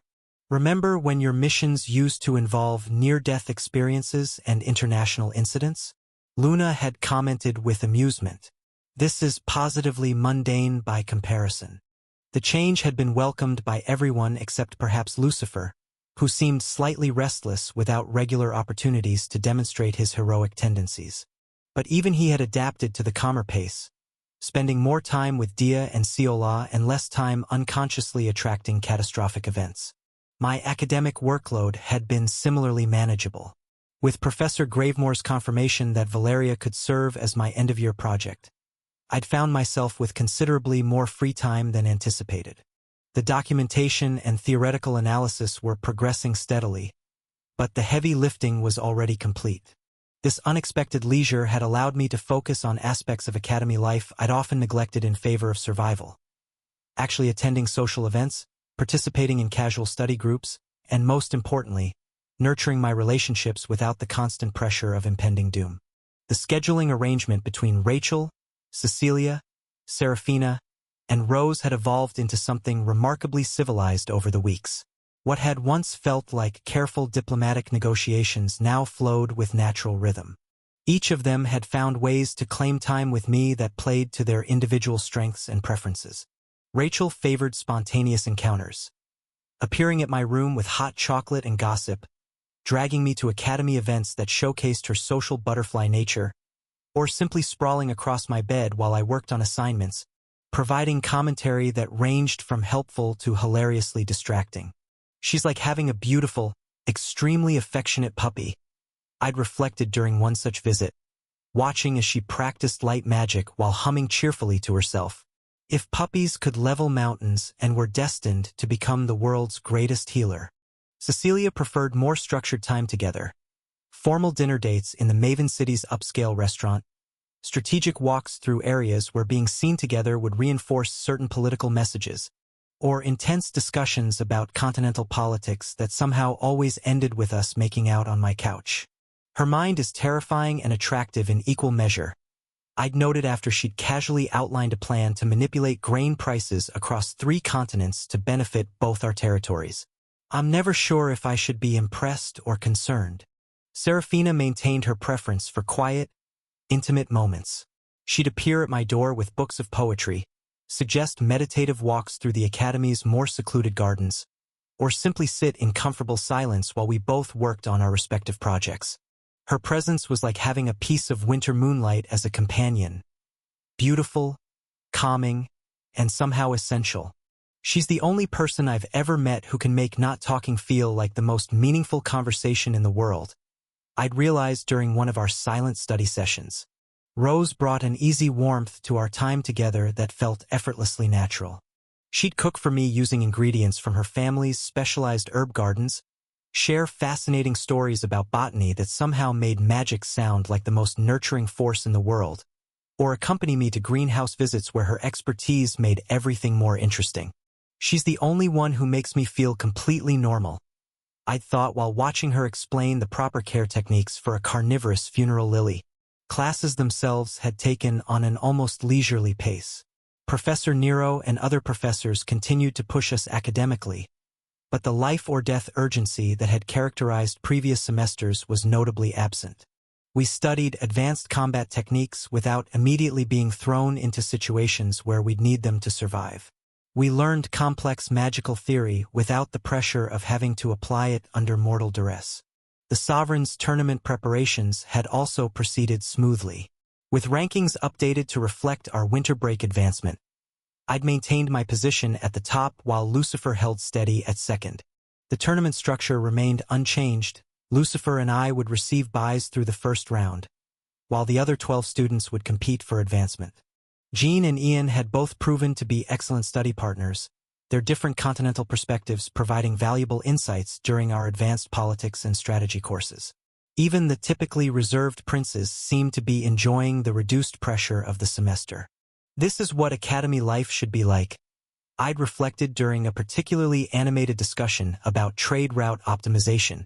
Challenging but not lethal, competitive but not cutthroat. But all peaceful interludes must eventually end, and as winter gave way to early spring, the approach of spring break brought with it a return to more serious responsibilities. The message from Reika had arrived 3 days before break officially began. Written in her characteristically efficient style. Arthur, multiple situations requiring guild master attention have developed during your absence. Recommend immediate return to Avalon upon commencement of spring break. Non-urgent matters have been handled, but strategic decisions await your input. Also, the sword Cecilia provided has been received and distributed appropriately. Thank you, Reika. Back to being a guild master rather than just a student, I'd realized with mixed feelings. The peaceful semester had been wonderful, but I'd always known it was temporary. Ouroboros had been operating largely independently during my academy focus, with Elias handling day-to-day operations and the senior members managing routine contracts. Spring break would provide an opportunity to assess how well the organization functioned without my constant involvement. The last few days of classes passed quickly, filled with final assignments and the usual pre-break social activities. My relationships with the 4 girls required careful coordination to ensure everyone received appropriate attention before the separation, but the established rhythm made the process smoother than it might have been. One more night, I thought as I packed for the trip to Avalon. The spatial storage ring made the process trivial, but I found myself taking time to organize everything carefully, as if the ritual of preparation helped transition my mindset from student to guild master. Ready for a return to real responsibility? Luna asked as I sealed the last of my belongings in the ring.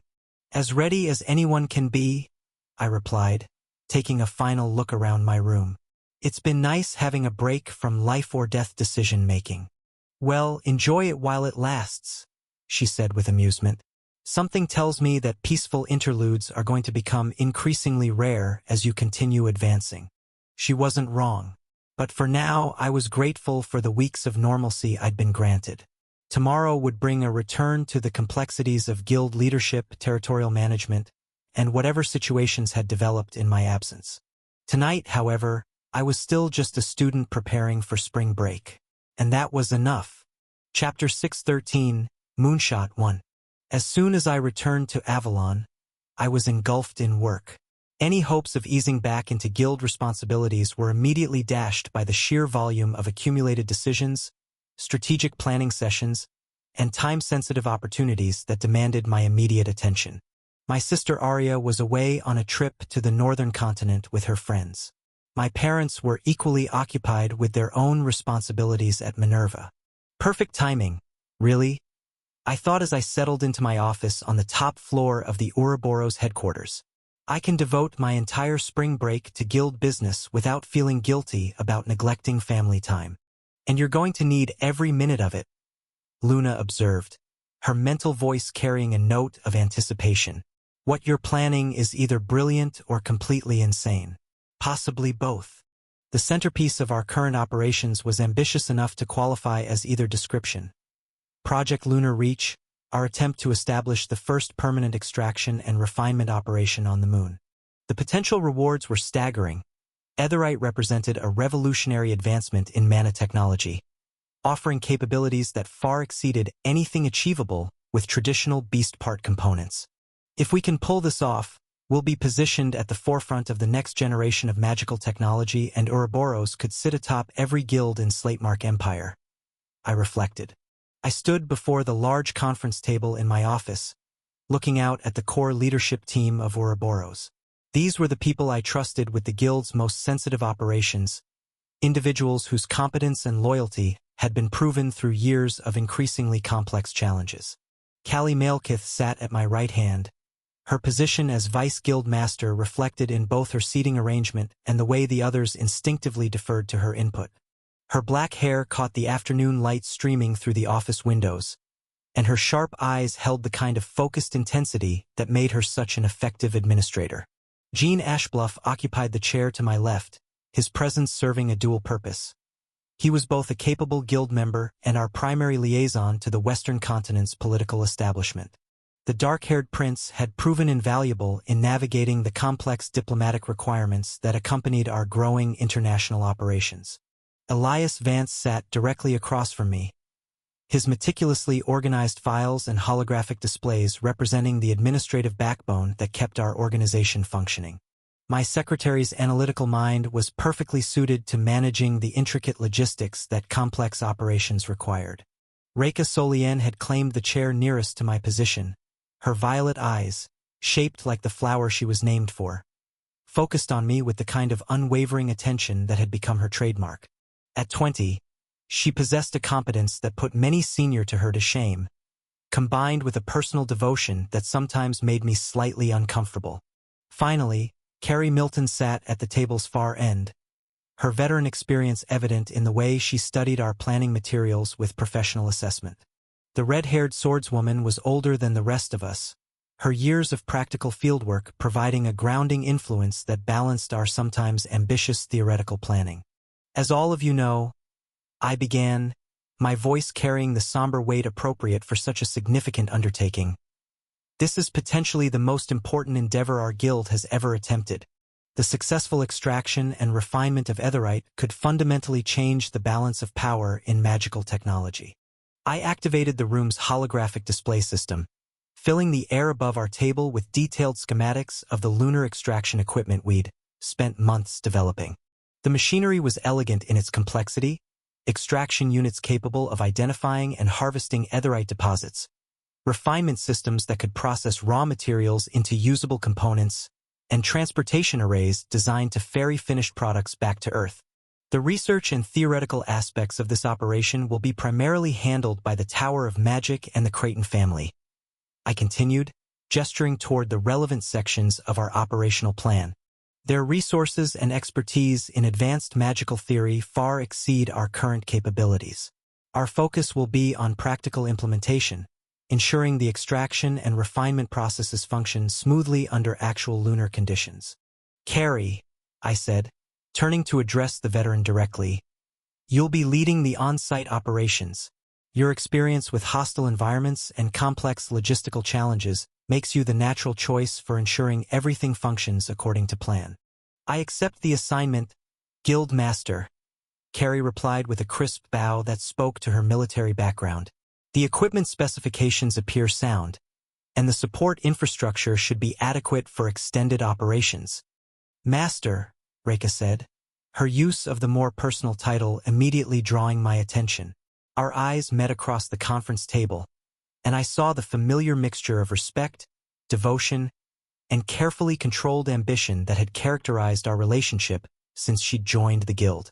I wish to accompany the lunar expedition, she continued, her voice carrying quiet determination. My skills could prove valuable in supporting the extraction operations. I considered her request carefully. Reka, Carrie, and I were the only members of our guild who had successfully crossed the wall to ascendant rank.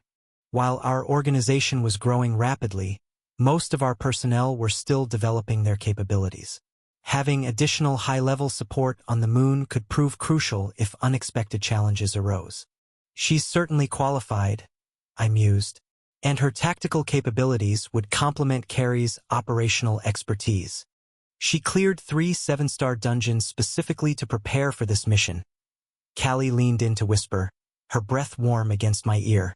Been training non-stop since you announced the project. The information brought a smile to my lips.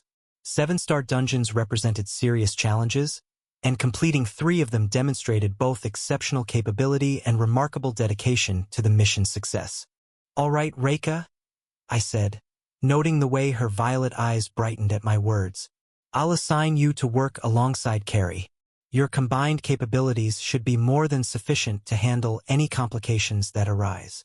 Thank you, Master, Reka replied, offering another bow that somehow managed to convey both professional gratitude and personal satisfaction.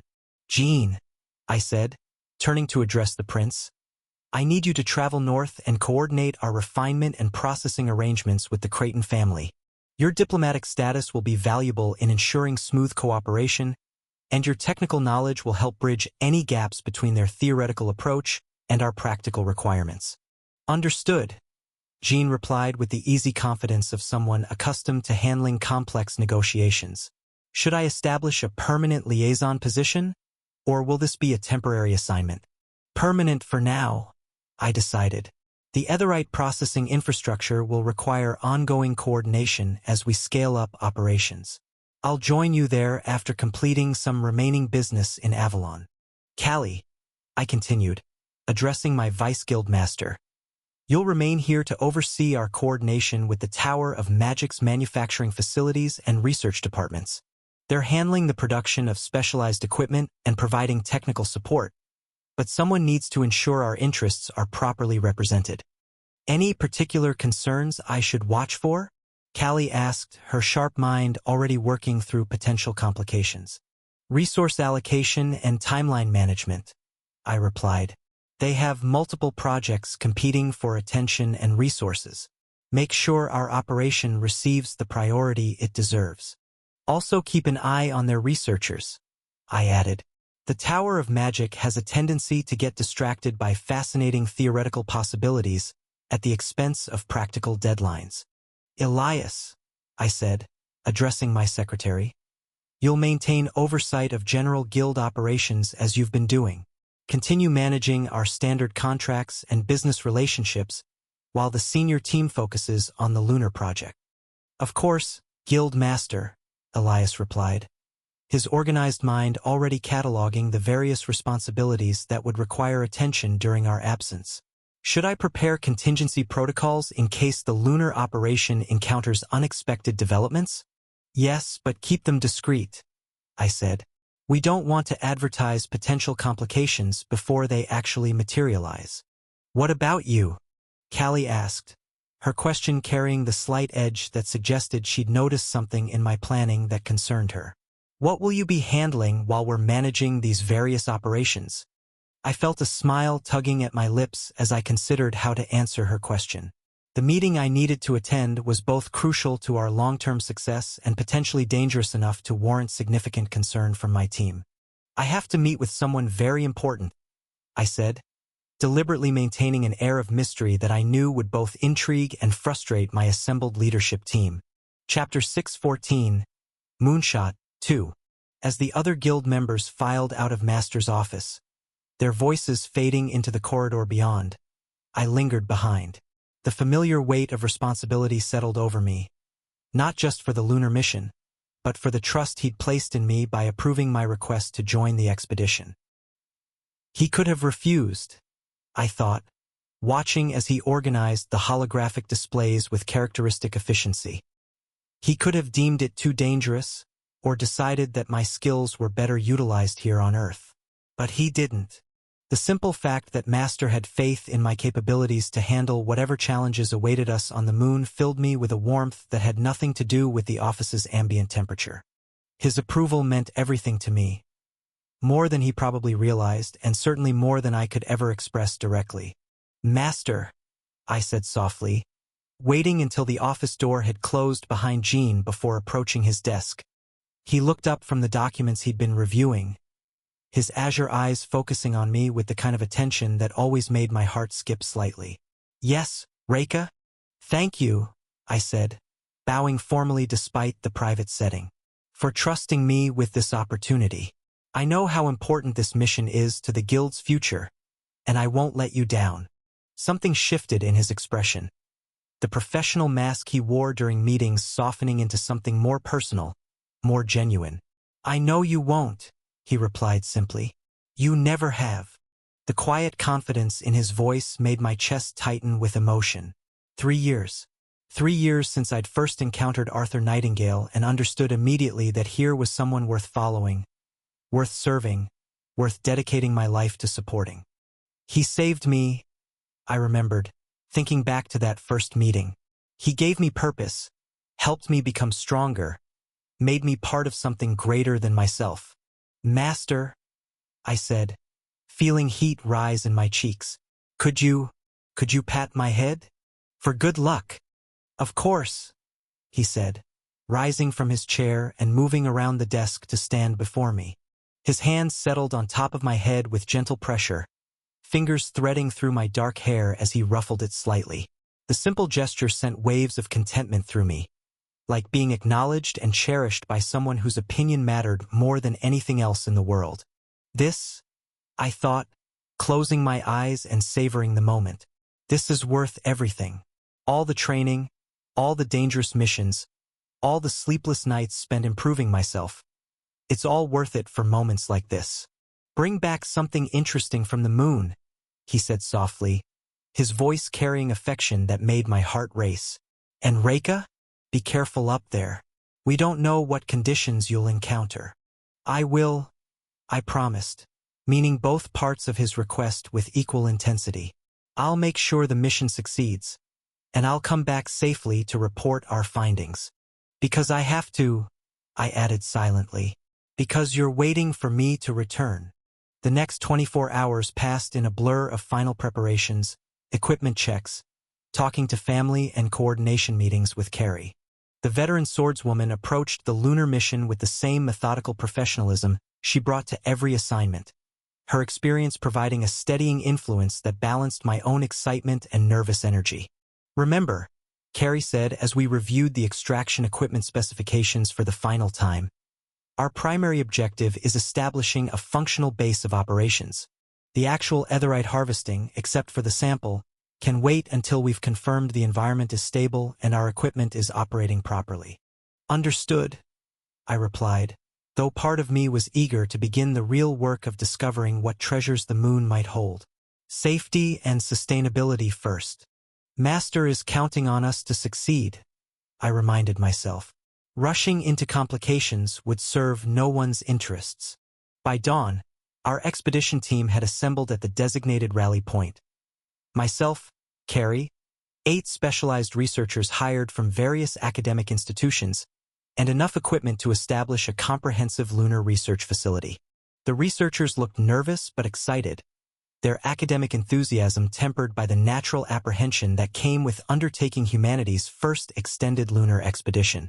The journey to the Tower of Magic was quick as it was in the same city as the guild headquarters. Even having seen it multiple times before, the tower's scale never failed to impress me. A gleaming shaft of crystalline material that stretched impossibly high into the sky, its summit disappearing into the clouds above. Charlotte Alaric was waiting for us in the tower's main reception area, her presence immediately commanding the attention of everyone in our expedition. The Tower Master looked exactly as I remembered from previous encounters, elegant and composed, with red hair that seemed to hold its own inner light and jade eyes that suggested depths of knowledge most people couldn't even imagine. "Reika Solien," she said, offering me a slight nod of recognition. "Arthur speaks very highly of your capabilities. I trust you're prepared for what promises to be a historic undertaking." "Yes, Tower Master," I replied, bowing respectfully. "We're honored by your support for this mission." "The honor is mutual," Charlotte replied with genuine warmth. "What you're attempting represents a significant advancement for magical research. The Tower is pleased to provide whatever assistance we can." She gestured toward a group of individuals standing nearby, additional researchers and technical specialists whose expertise would supplement our own expedition team.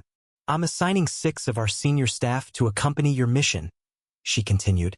"They'll focus on documenting any unique magical phenomena you encounter while supporting your primary extraction objectives. Even more resources than we'd originally planned for," I noted with satisfaction. "Master will be pleased when I report the extent of the Tower's commitment to our success." "The spatial gateway is prepared and calibrated," Charlotte continued, leading our expanded group through corridors that hummed with barely contained magical energy. The gateway chamber was a marvel of magical engineering. A vast circular room dominated by an ornate archway that seemed to bend space around itself. Technicians moved with practiced efficiency, making final adjustments to equipment whose complexity exceeded my understanding. "Final systems check complete," one of the technicians announced. "Gateway is stable and ready for passenger transport." The gateway's energy swirled and coalesced, forming a shimmering portal that showed glimpses of an alien landscape beyond. Gray soil, stark crater walls, and an impossibly black sky filled with stars that never twinkled in the absence of atmosphere. "The moon," I realized, my heart racing with anticipation and nervous excitement. "We're actually going to step onto the moon." "Expedition team, prepare for transport," Carrie announced, her professional composure helping to calm the obvious nervousness of some team members. I took my position near the gateway's threshold, checking my equipment one final time and running through the mission parameters in my mind. Somewhere far below, Master was handling his own important business while trusting me to help establish humanity's first permanent lunar presence. I won't disappoint him, I promised myself as the gateway's energies reached full activation. Whatever we find up there, whatever challenges we face, I'll make sure this mission succeeds. The portal stabilized with a sound like distant thunder, revealing the lunar landscape in crystal clarity. The moment of truth had arrived. For Master, I thought, stepping forward. I crossed the threshold and felt the familiar disorientation of spatial transportation, the sensation of being simultaneously everywhere and nowhere before reality reasserted itself. My feet touched lunar soil, and I became one of the few humans to stand on another world. Chapter 6:15, Moonshot 3.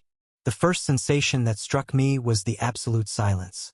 On Earth, even in the quietest moments, there was always something, whined through leaves, distant voices, the subtle hum of magical energy in the air. Here, on the lunar surface, silence was total and profound, broken only by the sound of my own breathing within the magical barrier that kept me alive in this airless environment. My second step on lunar soil sent me floating upward in a gentle arc that would have been impossible on Earth without magic. The low gravity made every movement feel dreamlike, as if I were moving through water rather than across solid ground. I had to consciously adjust my movements, taking smaller steps and moving more deliberately to avoid accidentally launching myself into an ungraceful trajectory. Master would probably find this amusing, I thought, steadying myself against the side of the advanced moon base that rose before us like a crystalline monument to human achievement. The Tower of Magic's lunar facility was a marvel of engineering that defied conventional architectural logic. Transparent walls held back the vacuum of space while allowing unobstructed views of the stark lunar landscape, and the internal atmosphere hummed with the kind of sophisticated enchantments that only centuries of magical advancement could produce. The base sprawled across several acres, its modular design allowing for expansion as operations grew more complex. "Impressive, isn't it?" Carrie said, her voice carrying clearly through the communication enchantments built into our protective barriers. She moved with the easy confidence of someone who adapted quickly to new environments, though I noticed she was also taking care to moderate her movements in the reduced gravity. "It's incredible," I replied, still marveling at the sight of Earth hanging in the black sky above us. A blue and white marble suspended in infinite darkness. To think that just this morning we were on that world, and now we're standing on the surface of the moon, representing Masters Guild and humanity's first permanent expansion beyond Earth. I completed the thought silently. The responsibility is both exhilarating and terrifying. Dr. Helena Morrison, the lead researcher from the Tower of Magic, approached our group with the measured steps of someone who'd spent considerable time adapting to lunar conditions. Her silver hair was pulled back in a practical bun, and her eyes held the focused intensity of someone accustomed to working in hostile environments. "Welcome to Lunar Station Alpha," she said, gesturing toward the base behind her. "We've been maintaining operations here for 6 months, primarily focused on atmospheric research and geological surveys. Your Aetheryte extraction mission represents our first major resource exploitation attempt." 6 months of preparation, I noted with appreciation. The Tower of Magic doesn't undertake projects lightly. "What have your geological surveys revealed about potential Aetheryte deposits?" Carrie asked, her tactical mind immediately focusing on mission-critical information. "Promising readings in 3 distinct sectors," Dr. Morrison replied, activating a holographic display that materialized in the space between us. The projection showed a detailed topographical map of the surrounding area, with several regions highlighted in pulsing blue indicators. "Our long-range sensors have detected energy signatures consistent with theoretical Aetheryte formations, but we haven't conducted direct sampling until now." I studied the map carefully, noting the distances involved and the terrain features that would affect our extraction operations. The nearest indicated deposit was roughly 2 kilometers from the base, accessible via a relatively flat approach that would accommodate our heavy equipment. "Master chose me for this mission because he trusts my judgment," I reminded myself. "I need to make decisions that will ensure our success while minimizing unnecessary risks. We'll start with the closest deposit," I decided, pointing to the nearest blue indicator on the map. "Conduct initial sampling and assessment before committing to permanent extraction infrastructure." "Sound strategy," Carrie agreed with approval. "Better to verify the deposit's quality and accessibility before investing in major construction." Our expedition team spent the next hour organizing equipment and finalizing our approach strategy. The specialized detection arrays we'd brought from Earth needed careful calibration for lunar conditions, while the extraction machinery required comprehensive systems checks to ensure it would function properly in the low-gravity, vacuum environment. The journey to our target site proved to be an exercise in adapted movement and spatial awareness. Our equipment carrier, a magical hover platform designed for lunar operations, glided smoothly across the regolith surface, but controlling its momentum in the reduced gravity required constant attention.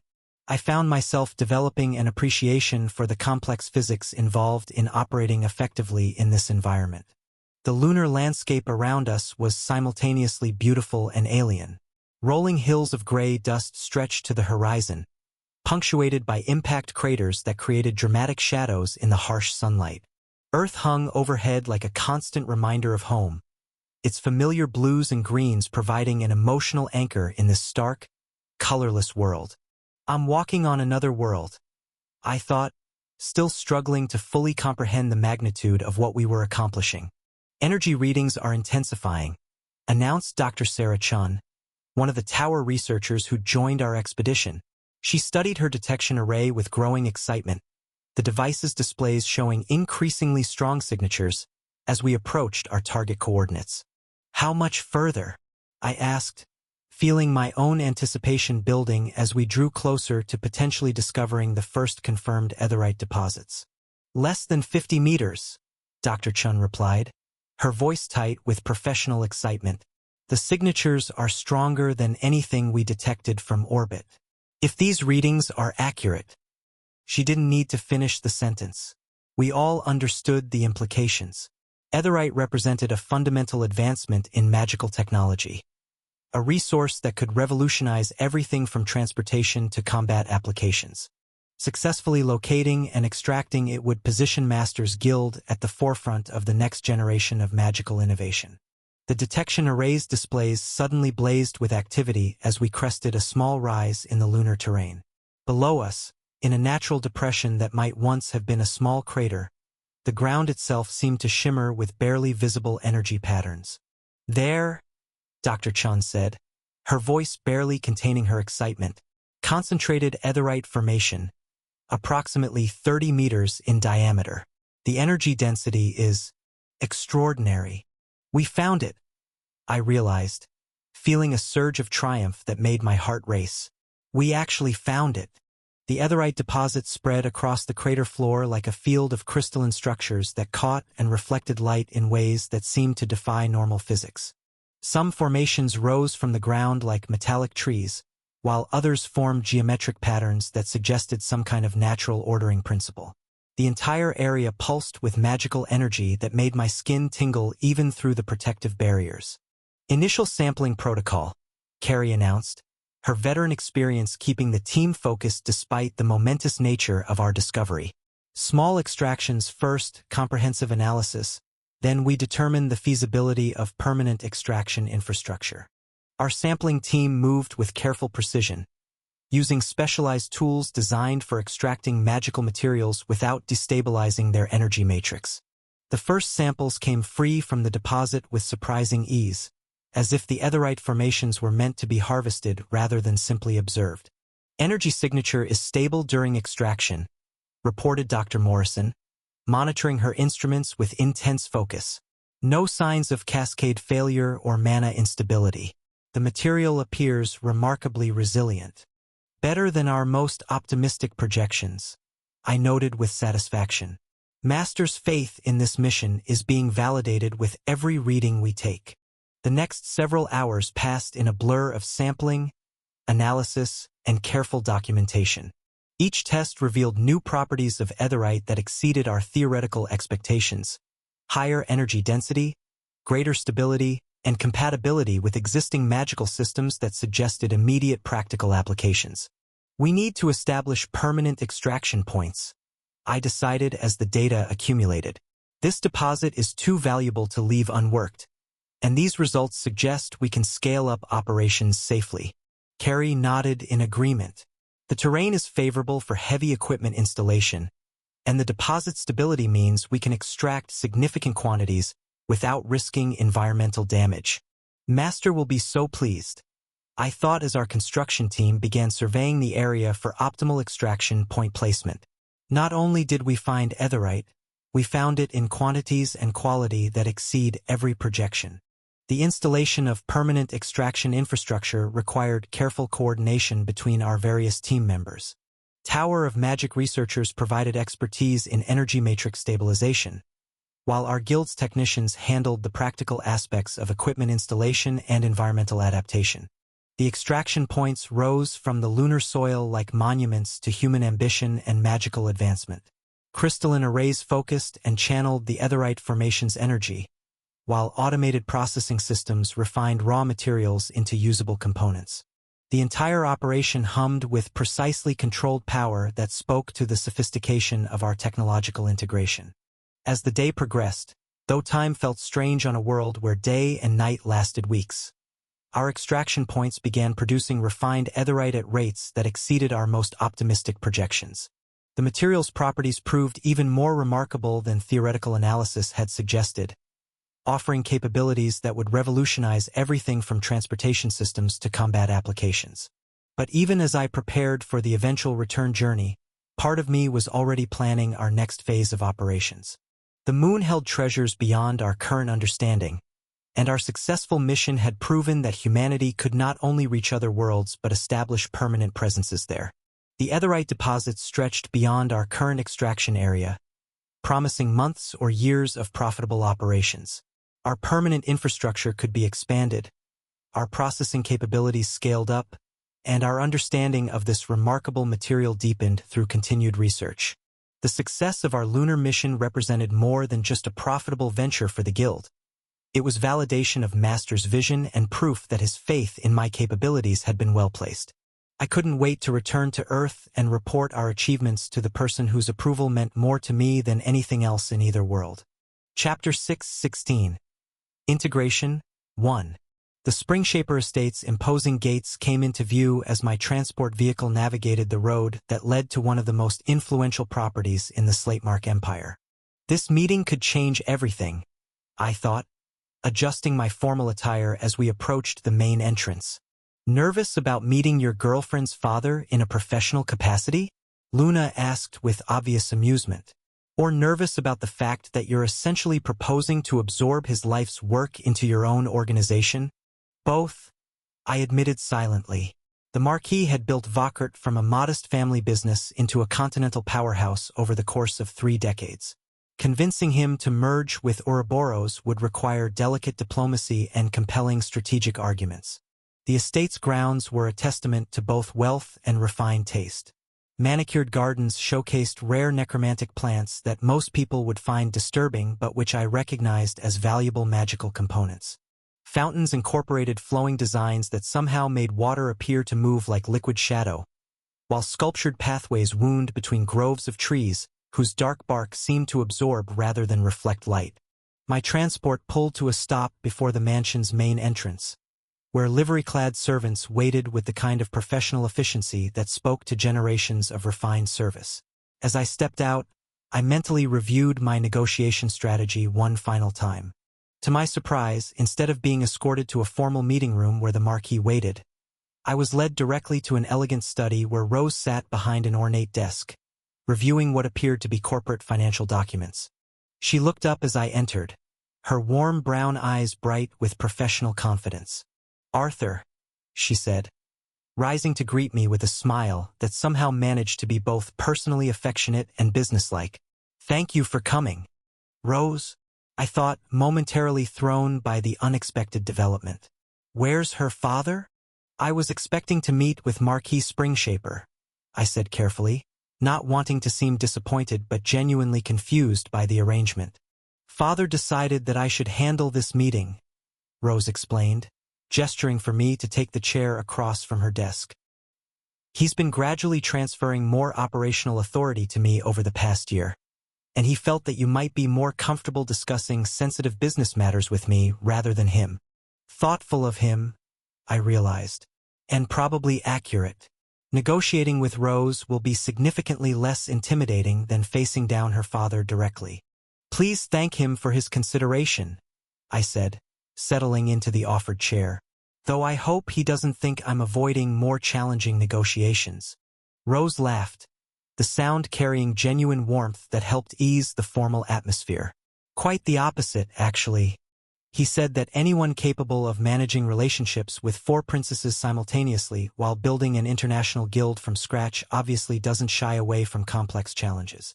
"Fair point," Luna observed. "Your romantic life alone requires diplomatic skills that most people couldn't manage." "So," Rose continued, leaning back in her chair with the easy confidence of someone who'd grown up surrounded by high-stakes business discussions, "I understand you have a proposition that could significantly alter Vokert's operational structure." "I do," I confirmed, activating a small holographic projector that materialized detailed displays above her desk. "As you know, Ouroboros has been expanding our operations across multiple continents. We've recently secured significant agreements with the Western Continent's Governing Council, particularly regarding necromantic research and resource extraction." Rose studied the projections with obvious interest, her analytical mind immediately grasping the implications of what I was showing her.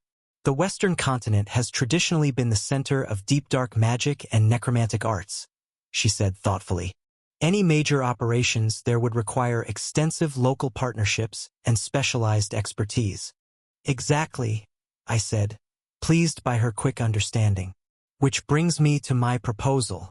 Rather than attempting to establish competing infrastructure or partner with smaller regional firms, I'd like to integrate Vakert directly into Ouroboros's expanding operations.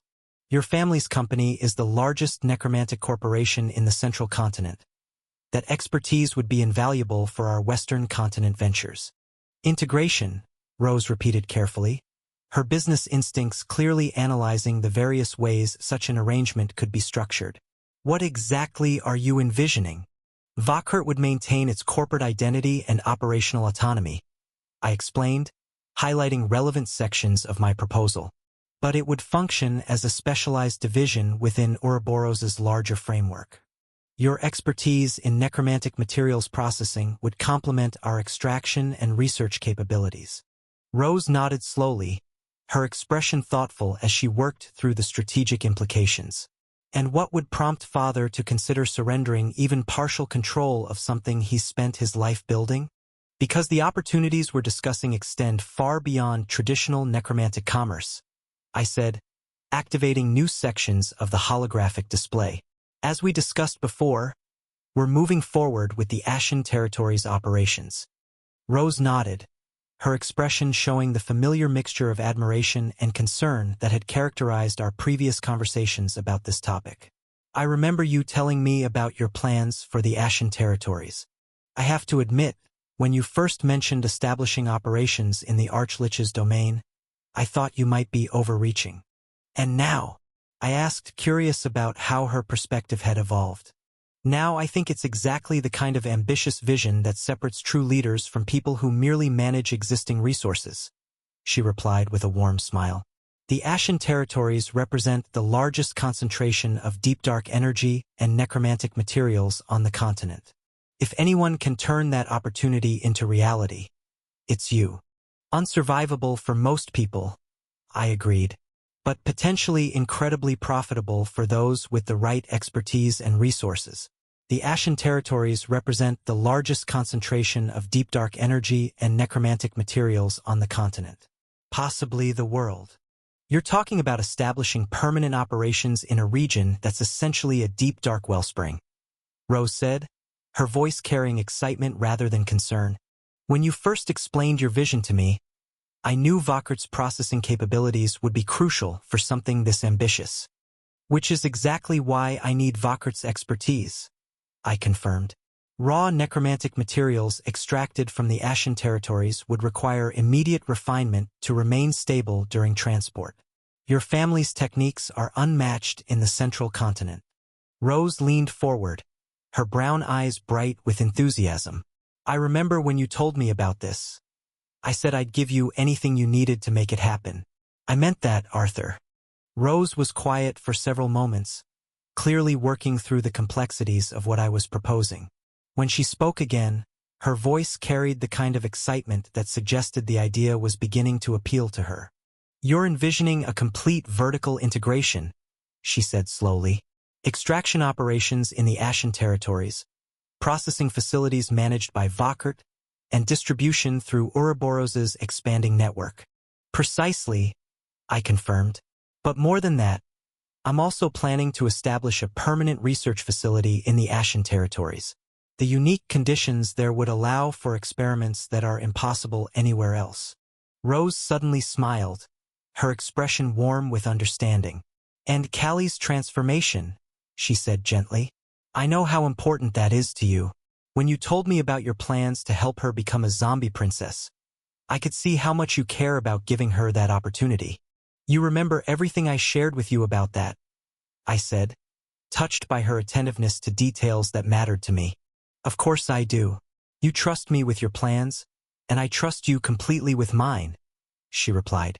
The materials required for Callie's transformation and the research facilities you'll need in the Ashen Territories. Vakert can handle all of it. The materials required for such a transformation, Rose mused, her analytical mind already calculating the resources involved. You'd need processing capabilities that could handle extreme concentrations of deep dark energy without destabilization. Exactly what Vakert specializes in, I pointed out. Your family's techniques for managing volatile necromantic materials would be crucial for the entire operation. Rose leaned forward, her brown eyes bright with the kind of professional excitement that suggested she was genuinely intrigued by the challenge. This isn't just a business merger, she said. You're proposing to revolutionize necromantic commerce across multiple continents. The financial projections are impressive, Rose continued, studying the economic models I'd included in my presentation. The potential profits from Ashen Territory operations alone would justify significant initial investment. Plus the strategic advantages of controlling such specialized resources, I added. Vakert's processing techniques combined with Ouroboros' extraction capabilities would create a monopoly on premium necromantic materials. Rose sat back in her chair, but instead of weighing a difficult decision, her expression showed the satisfaction of someone whose prior instincts were being confirmed. We've talked about this before, Arthur, she said warmly. I told you then that I'd support whatever you needed, and I meant it.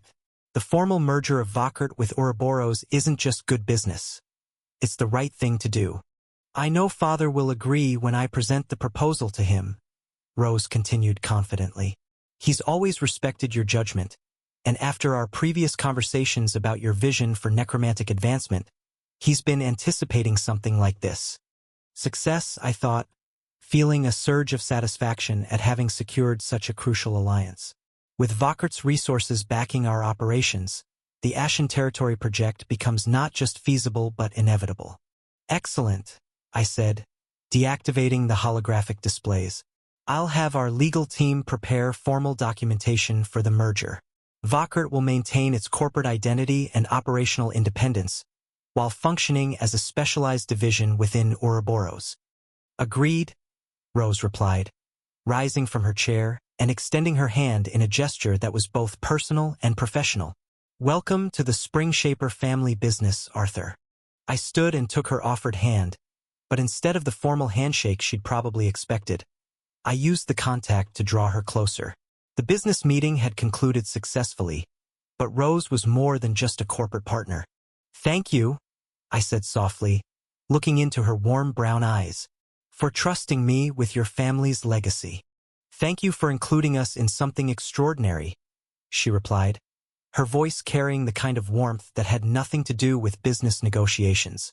The kiss that followed was soft and lingering, a perfect conclusion to negotiations that had been as much about personal trust as corporate strategy. When we separated, Rose's cheeks were flushed with pleasure and her smile was radiant. Business and romance, I thought with satisfaction. Some combinations work better than others. Just remember, Luna observed with amusement, you're now dating someone who technically works for you. That adds an interesting dynamic to an already complicated relationship structure. I'll manage, I replied silently. Rose understands the distinction between professional and personal relationships better than most people. As we began discussing the practical details of integrating Vakert into Ouroboros' operations, I felt the familiar satisfaction that came from successfully executing complex negotiations. The Western continent's necromantic resources were now within reach. The Ashen Territory project was feasible, and my relationship with Rose had deepened through shared professional goals. Chapter 6:17. Integration. 2. From my study window on the estate's upper floor, I watched Arthur Nightingale wave goodbye to my daughter, a satisfied smile playing across his features as he climbed into his car.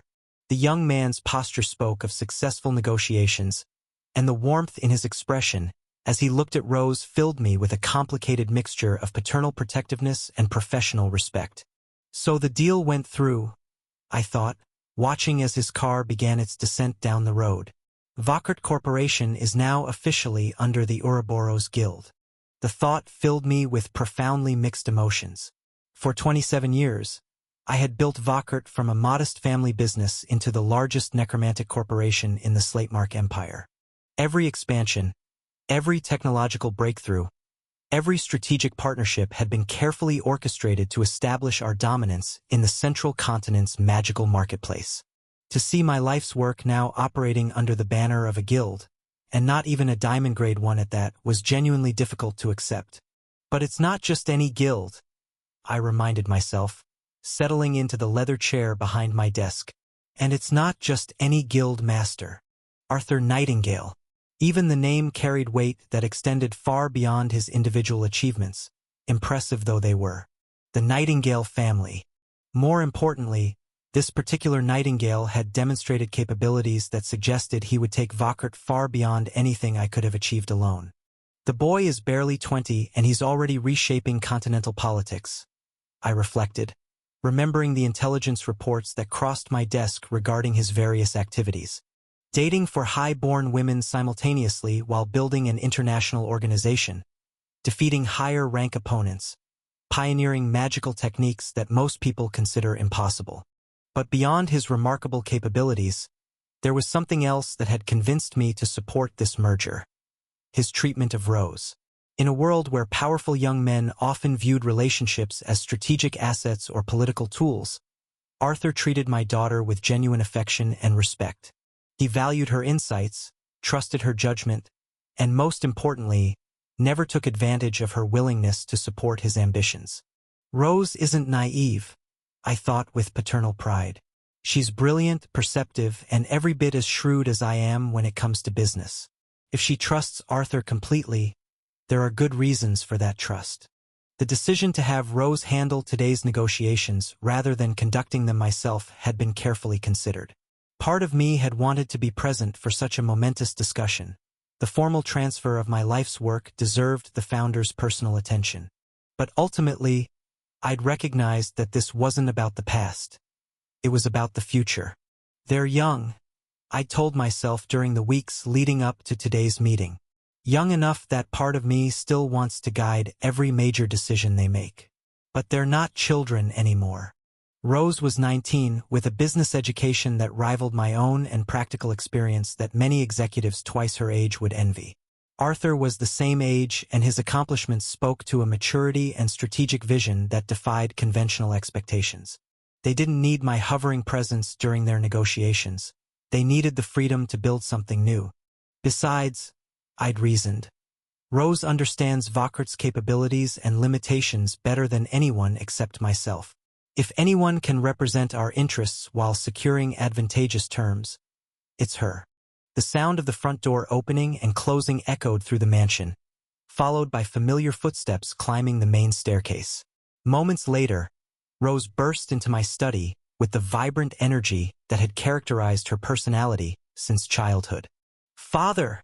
she greeted me, her radiant smile immediately lifting my spirits as she rushed forward for one of her characteristic enthusiastic hugs. I returned her embrace warmly, noting the satisfaction and excitement radiating from her as she settled into the chair across from my desk. Whatever had transpired during her meeting with Arthur, it had clearly exceeded her expectations. "The negotiations went well, I take it?" I asked, though her expression had already provided the answer. "Father, we made the deal," she began, her words tumbling out with infectious enthusiasm. "Not only that, Arthur provided us with considerable resources to facilitate the transition and expansion." Resources? I thought, intrigued by the implications. Ouroboros was certainly wealthy, but providing significant capital to a company they were acquiring suggested either exceptional generosity or strategic thinking that went beyond simple corporate absorption. Rose reached into her spatial storage and withdrew a check, placing it on my desk with a flourish that suggested she was particularly pleased with this aspect of their agreement. When I looked down at the document, my mouth literally dropped open. $10 trillion. $10 trillion, I repeated silently, staring at the figure to ensure I hadn't misread it. That's our entire annual turnover, not even our profit margin. He wants us to expand our operations significantly, Rose explained, noting my stunned expression with obvious amusement. Arthur anticipates a massive influx of necromantic materials from the Western continent that will require processing capabilities far beyond our current capacity. As expected of a Nightingale, I thought, my business instincts beginning to process the implications of such an investment. But something puzzled me about the scale of resources Arthur was deploying. Where did a 20-year-old guild master acquire $10 trillion in discretionary funding? I wondered. Even accounting for Ouroboros' success, this represents an extraordinary commitment of resources. Father, Rose continued, leaning forward with the focused intensity she displayed when discussing complex business matters. This isn't just about expanding our existing operations. Arthur has plans that will revolutionize necromantic commerce across multiple continents. She activated a small holographic projector, filling the space above my desk with detailed operational schematics that took my breath away. Supply chains that spanned continents, processing facilities that dwarfed anything currently in existence, and distribution networks that would position Vauquert at the center of an entirely new magical economy. The Western continent operations are just the beginning, she explained, highlighting various sections of the projection. Arthur's planning permanent facilities in the Ashen territories. Can you imagine the materials that could be extracted from a deep dark wellspring of that magnitude? The Ashen territories, I thought, feeling a mixture of excitement and trepidation. That's either brilliant or completely insane. Probably both. The processing requirements alone would necessitate technological innovations that push our capabilities to their absolute limits. Rose continued, her professional excitement evident in every word. But with this level of funding, we can research and develop solutions that seemed impossible just hours ago. I studied the projections more carefully, my analytical mind working through the logistics and requirements of what Arthur was proposing. The scale was breathtaking. Not just an expansion of existing operations, but a fundamental transformation of how necromantic materials were harvested, processed, and distributed. He's not just thinking about improving current systems, I realized. He's envisioning an entirely new paradigm for magical resource management. The timeline is aggressive, Rose admitted, but achievable with proper planning and resource allocation. Arthur wants construction to begin within months, with initial operations commencing before the end of the year. Months, I repeated mentally. Most corporations would spend years planning expansions of this magnitude. Father, Rose said, her voice taking on a more serious tone, I need you to know that I didn't make this decision lightly. Vauquert is as important to me as it is to you. I would never have agreed to this merger if I didn't absolutely believe that Arthur will make our company greater than we could ever achieve alone. And there's the crux of it, I thought, looking at my brilliant daughter and recognizing the absolute conviction in her voice. She doesn't just trust Arthur personally. She trusts his vision for what Vauquert can become. I believe you, I said simply. Your judgment in business matters has always been excellent, and your assessment of people is even better. If you're confident in this partnership, then so am I. Rose's smile brightened at my words, though I could see the relief in her expression. Despite her confidence, she'd clearly been concerned about my reaction to such a momentous decision. So, I said, rising from my chair and moving to the window that overlooked our estate's gardens. When do we begin this transformation of Vauquert Corporation? Arthur suggested we start immediately, Rose replied, joining me at the window.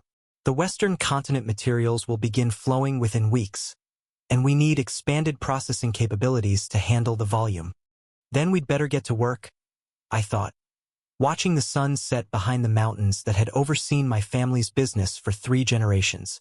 The next chapter of Vauquert's story is about to begin, and despite my initial reservations, I found myself genuinely excited about what that chapter might contain. Chapter 618. Integration 3. After securing the integration of Vauquert Corporation with Ouroboros, my original plan had been to travel north immediately to meet with the Creighton family. The prospect of coordinating our Aetheryte operations with their advanced magical research capabilities was both exciting and strategically crucial for the Guild's continued expansion. Unfortunately, the best-laid plans often collide with the reality of managing a rapidly growing international organization. No time for travel, I thought ruefully as I stared at the growing stack of priority documents that had accumulated on my desk. Sometimes I forget that success creates its own set of problems. The integration of Western continent necromantic material operations had proven far more complex than anticipated. What should have been straightforward coordination meetings had evolved into intricate negotiations involving multiple governmental bodies, regional trade companies, and established extraction companies who weren't particularly thrilled about Ouroboros' sudden expansion into their territory. Politics, Luna observed with amusement as I reviewed yet another formal complaint from a Western continent mining consortium. You can defeat powerful opponents, but bureaucratic paperwork might actually be your greatest challenge. At least opponents have the courtesy to try killing me quickly, I replied mentally. These regulatory discussions could drag on for months. The Ebony Tower had been particularly demanding of my attention, their representatives insisting on detailed documentation regarding our planned extraction methods, environmental impact assessments, and long-term resource management strategies. While their concerns were legitimate, the sheer volume of required paperwork threatened to delay our operations indefinitely. They're not trying to be obstructive, I reminded myself as I signed yet another compliance document. The Western continent takes necromantic resource management seriously, and they want to ensure we're not going to destabilize local ecosystems. Still, after 3 days of constant meetings, document reviews, and diplomatic negotiations, I was beginning to appreciate why most guild masters delegated such responsibilities to specialized staff. The problem was that Ouroboros' expansion had outpaced our administrative infrastructure. We simply didn't have enough experienced personnel to handle negotiations of this complexity without direct oversight. That's something to address once we complete this expansion phase, I noted mentally. We need dedicated diplomatic and regulatory specialists if we're going to operate across multiple continents. The breakthrough came on the 4th day, when a combination of strategic concessions and carefully applied political pressure finally secured the necessary permits and agreements.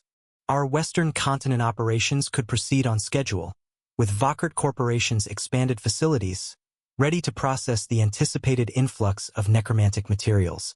The timing was fortuitous, because that afternoon brought news I'd been eagerly awaiting. The lunar expedition team had returned successfully after establishing permanent extraction infrastructure on the moon. Reika and Carrie are back, I realized with satisfaction. And judging by the preliminary reports, their mission exceeded every projection we'd made. I immediately dispatched Rachel and Jean to coordinate with the Creighton family regarding the establishment of a dedicated spatial pathway to our lunar facilities. The technical challenges were minimal. The Creightons possessed magic manipulation expertise that surpassed the Tower of Magic's capabilities, but the political and security considerations required careful handling. The Real challenge isn't creating the pathway, I reflected as I reviewed the coordination requirements. It's maintaining secrecy about Aetheryte's existence until we're ready to reveal it strategically. The Tower of Magic's lunar base had been unique not because establishing such facilities was technically impossible, but because no other organization had possessed sufficient motivation to justify the enormous expense and complexity involved. The moon had been viewed as scientifically interesting but economically worthless, a perspective that Aetheryte would completely revolutionize. For now, nobody else knows what we've discovered up there, I thought with satisfaction. The Tower of Magic and Creighton family will need months of research to develop practical applications for Aetheryte, giving us a significant head start in preparing for market introduction. The strategic implications were staggering. Once Aetheryte-based technologies reached the market, demand would be unprecedented. Every major power would immediately begin developing their own lunar operations, creating a new arena of international competition that could reshape global politics. Which means we need to establish as large a market share as possible before anyone else realizes what they're missing, I concluded. Speed and secrecy will be crucial. My planning was interrupted by a soft knock on my office door, followed by the familiar voice that never failed to lift my spirits. "Master," Reika called. "May I enter?" "Of course," I replied, immediately setting aside the documents I'd been reviewing. "Welcome back, Reika. How was the moon?" The door opened to reveal my most devoted subordinate, her violet eyes bright with the satisfaction of successful completion of an important mission. She looked exactly as I remembered, composed, professional, and carrying herself with the quiet confidence that made her such an effective leader. The mission exceeded all projections, Master, she reported, though I could see the personal pleasure she took in delivering such positive news. Permanent extraction infrastructure is operational, etherite deposits have been confirmed at multiple sites, and initial processing yields are remarkable. Excellent, I thought, noting the pride in her voice that she tried to keep professionally subdued. Reika never overstates results, so if she says they're remarkable, we've probably discovered something revolutionary. And Carrie, I asked, how did she handle command responsibilities? Admirably, Reika replied without hesitation. Her experience with hostile environment operations proved invaluable, and her leadership kept the team focused despite the challenges of working in such an alien environment. Carrie is currently coordinating with our research teams to analyze the samples we brought back, Reika continued. The initial findings suggest etherite's properties exceed even our most optimistic theoretical projections. Excellent work, I said, genuinely pleased with their success. Both of you have exceeded expectations on what was essentially humanity's first major lunar resource extraction operation. Something shifted in Reika's expression at my praise, the professional mask slipping slightly to reveal the personal satisfaction that my approval always brought her. It was a reminder that despite her exceptional competence, she was still young and deeply valued recognition from someone she respected. Master, Reika said, her voice taking on a slightly different tone, if you're not too busy with other matters, I was wondering, could I remain here while you work? I know you have many documents to review, and I don't want to interfere, but... She trailed off, looking uncertain in a way that was completely at odds with her usual confident demeanor. I understood immediately what she was requesting. The same arrangement we developed during previous periods when she'd sought comfort and connection after completing difficult missions. The first time Reika had made such a request, I'd been genuinely confused by what seemed like an oddly intimate gesture from someone who was otherwise scrupulously professional. But over time, I'd come to understand that for her, physical proximity while I worked represented security, acceptance, and a form of recognition that went beyond professional acknowledgement. Of course, I said, gesturing toward the comfortable seating area adjacent to my desk. I have several hours of document review ahead of me. Your company would be welcome. The transformation in Reika's expression was immediate and profound, professional composure giving way to genuine happiness that made her look years younger. She moved with quiet grace to the couch beside my desk, settling onto her side and then, after a moment's hesitation, resting her head in my lap. The weight of her head against my leg was warm and oddly comforting, while her presence provided a sense of peaceful companionship that made the tedious document review feel less isolating. After a few minutes, I found myself absent-mindedly stroking her dark hair while reading, the gesture becoming automatic and natural. She's practically purring, I observed with amusement as Reika's breathing deepened into the relaxed rhythm of someone completely at peace. Your strangest relationship continues to be strangely endearing, Luna commented. As the afternoon wore on, I found myself planning the next phases of our expansion while absently ensuring Reika remained comfortable. Summer break would bring new opportunities. I intended to station Callie and Jean in the Western continent to oversee our growing operations there, while the Etherite research continued under the Creighton family's guidance. The legal distinction was important. Guild operations were heavily regulated to prevent conflicts over limited dungeon resources, but those regulations assumed traditional resource extraction. Our Etherite and other operations existed in legal gray areas that gave us significant operational flexibility. The gentle weight of Reika's head in my lap and the steady rhythm of her breathing created a peaceful atmosphere that made strategic planning feel less overwhelming.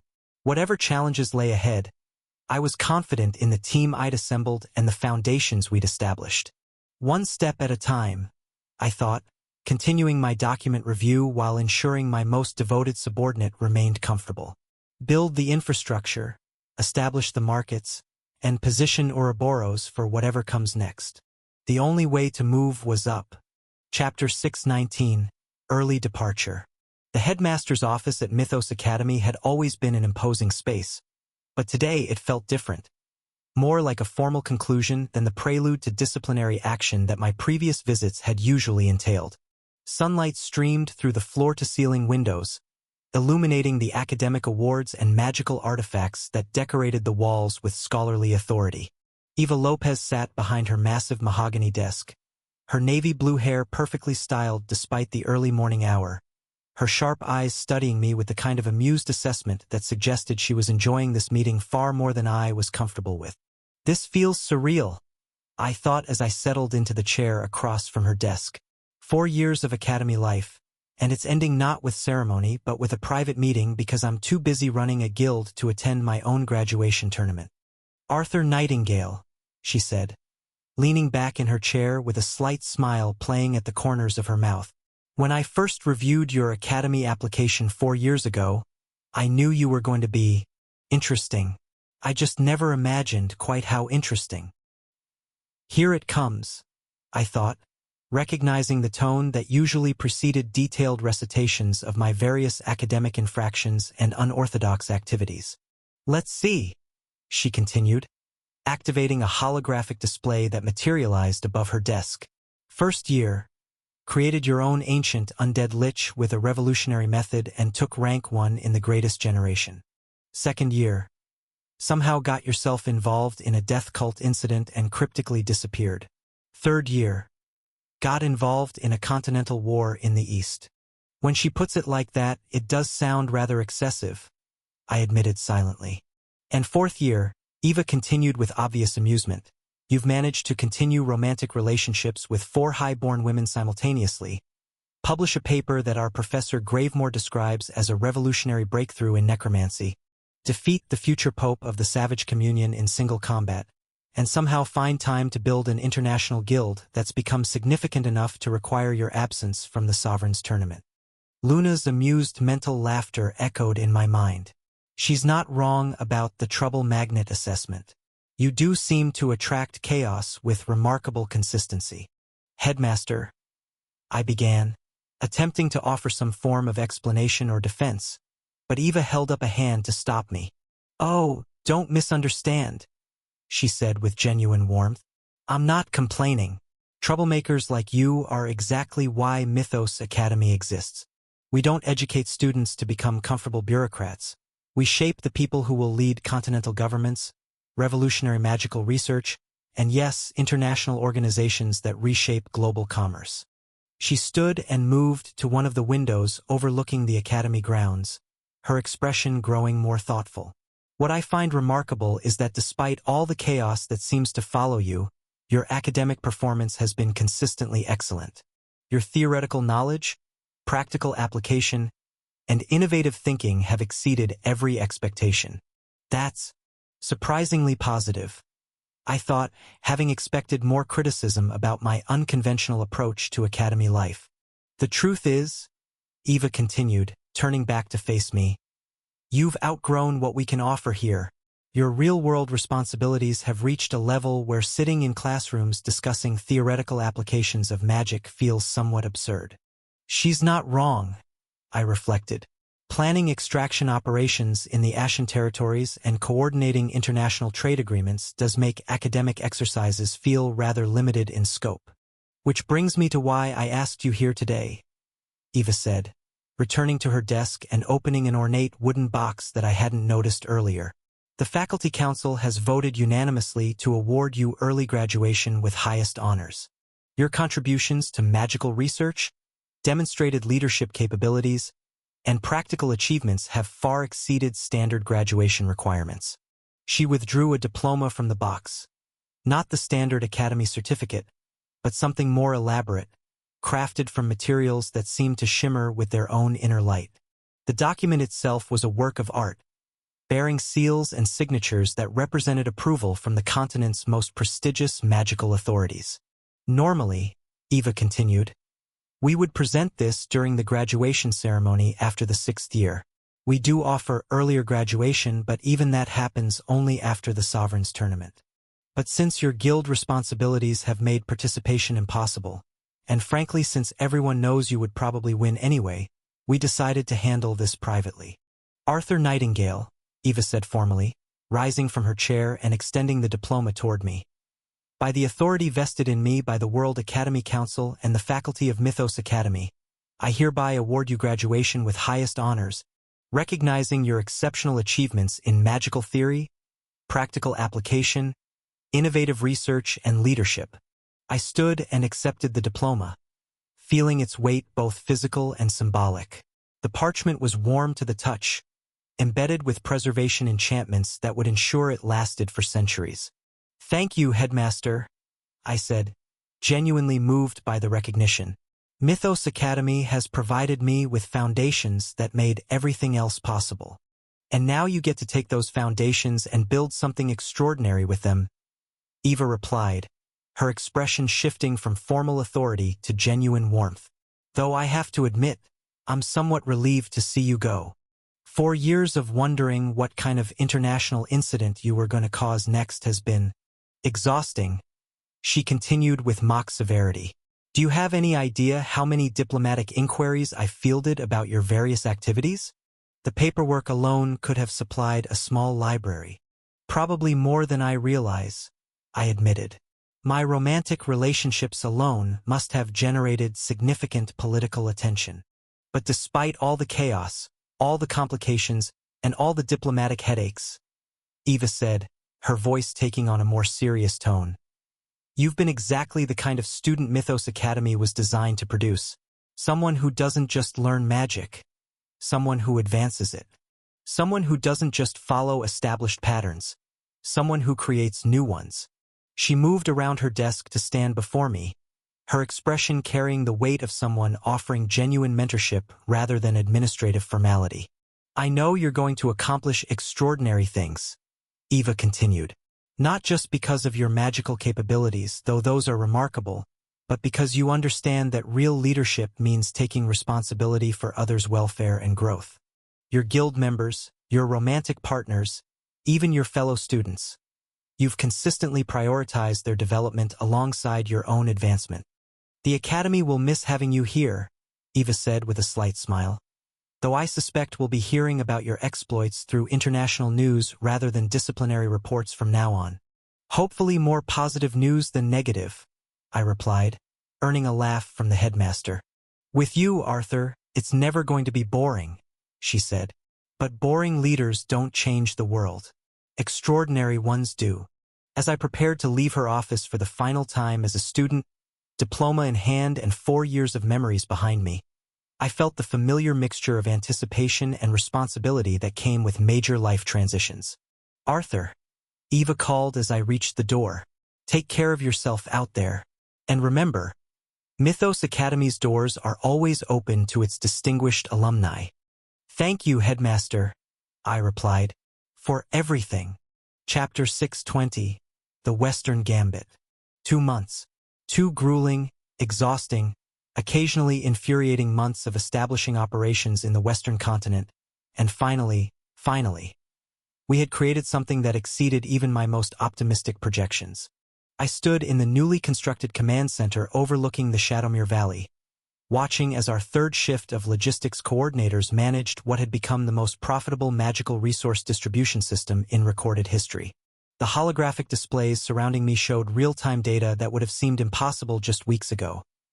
Profit margins approaching 400%, processing efficiency rates that defied conventional limits, and demand projections that suggested we could expand operations tenfold and still not meet market requirements.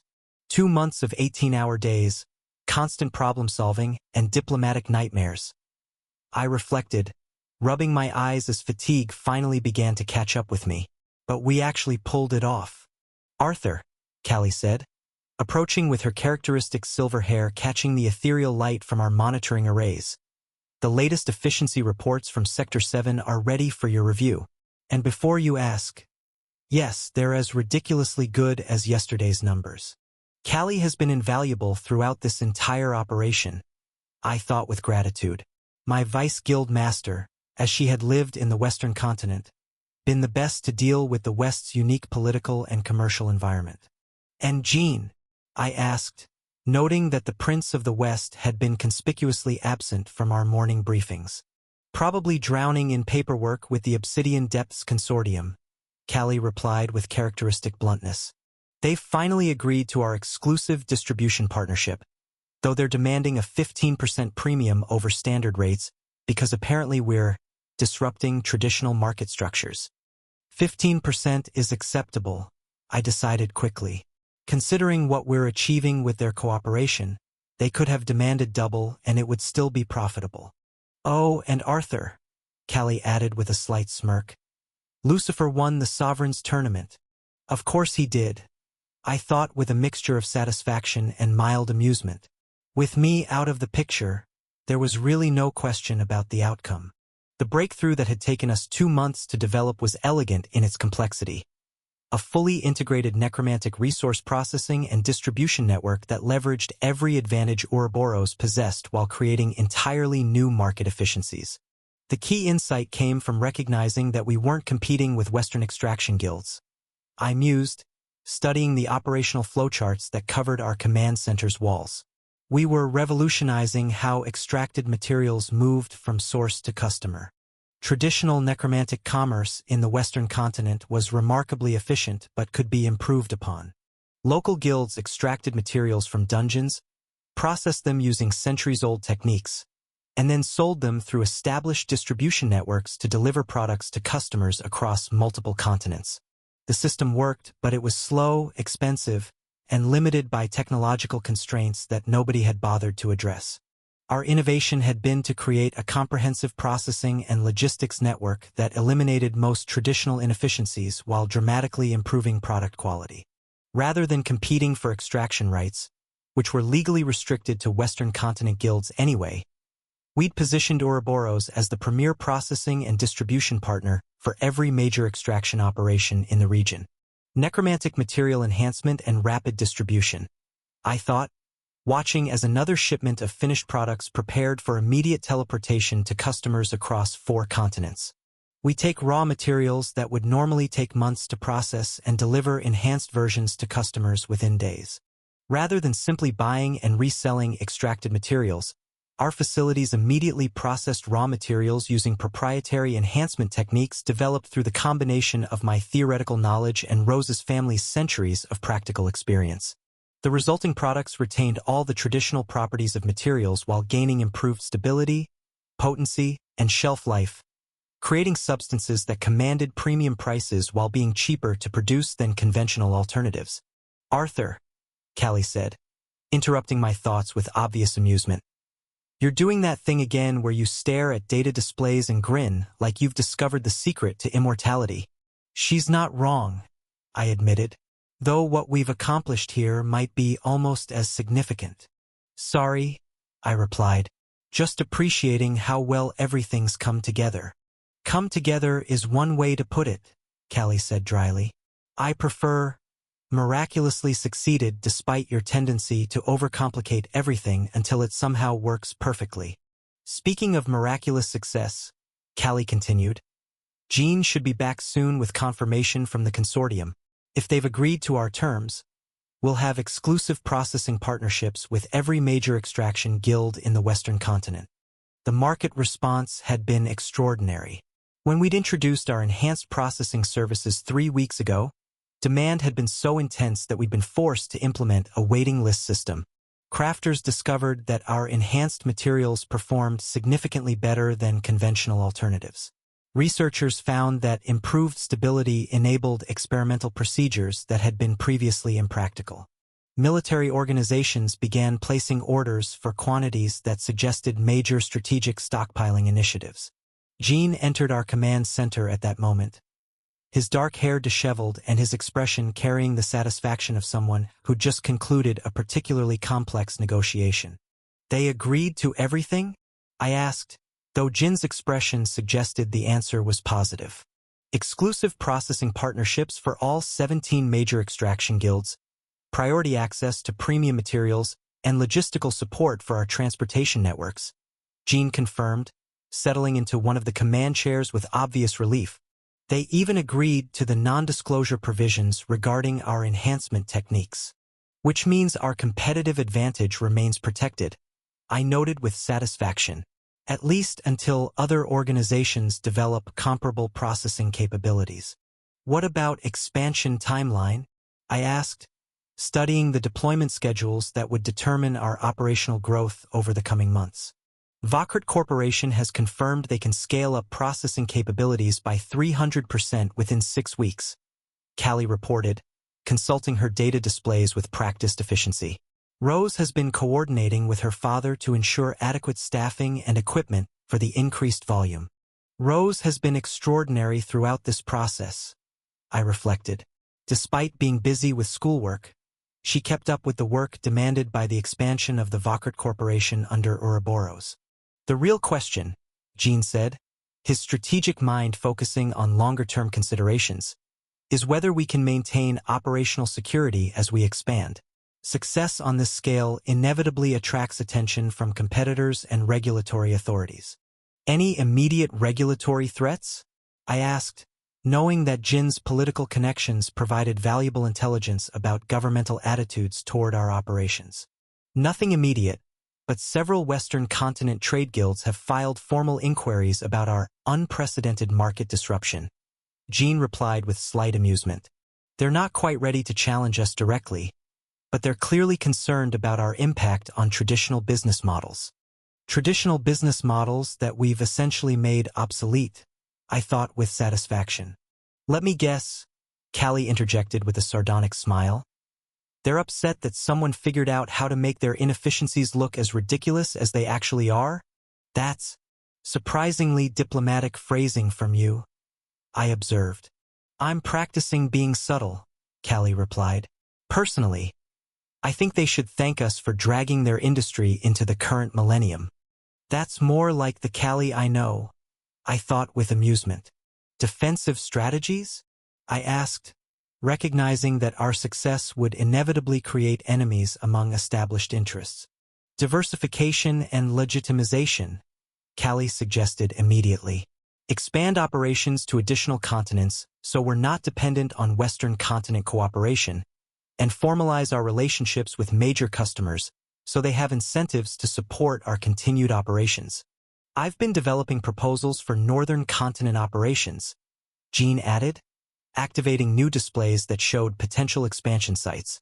The Creighton family's territory offers opportunities that could complement our Western operations while providing geographical diversification. As I studied the operational data that represented 2 months of intensive development, I felt the familiar satisfaction that came from successfully executing complex strategies. The Western continent operations weren't just profitable. They were transformative, positioning Ouroboros as a dominant force in magical commerce while establishing technological advantages that would be difficult for competitors to replicate.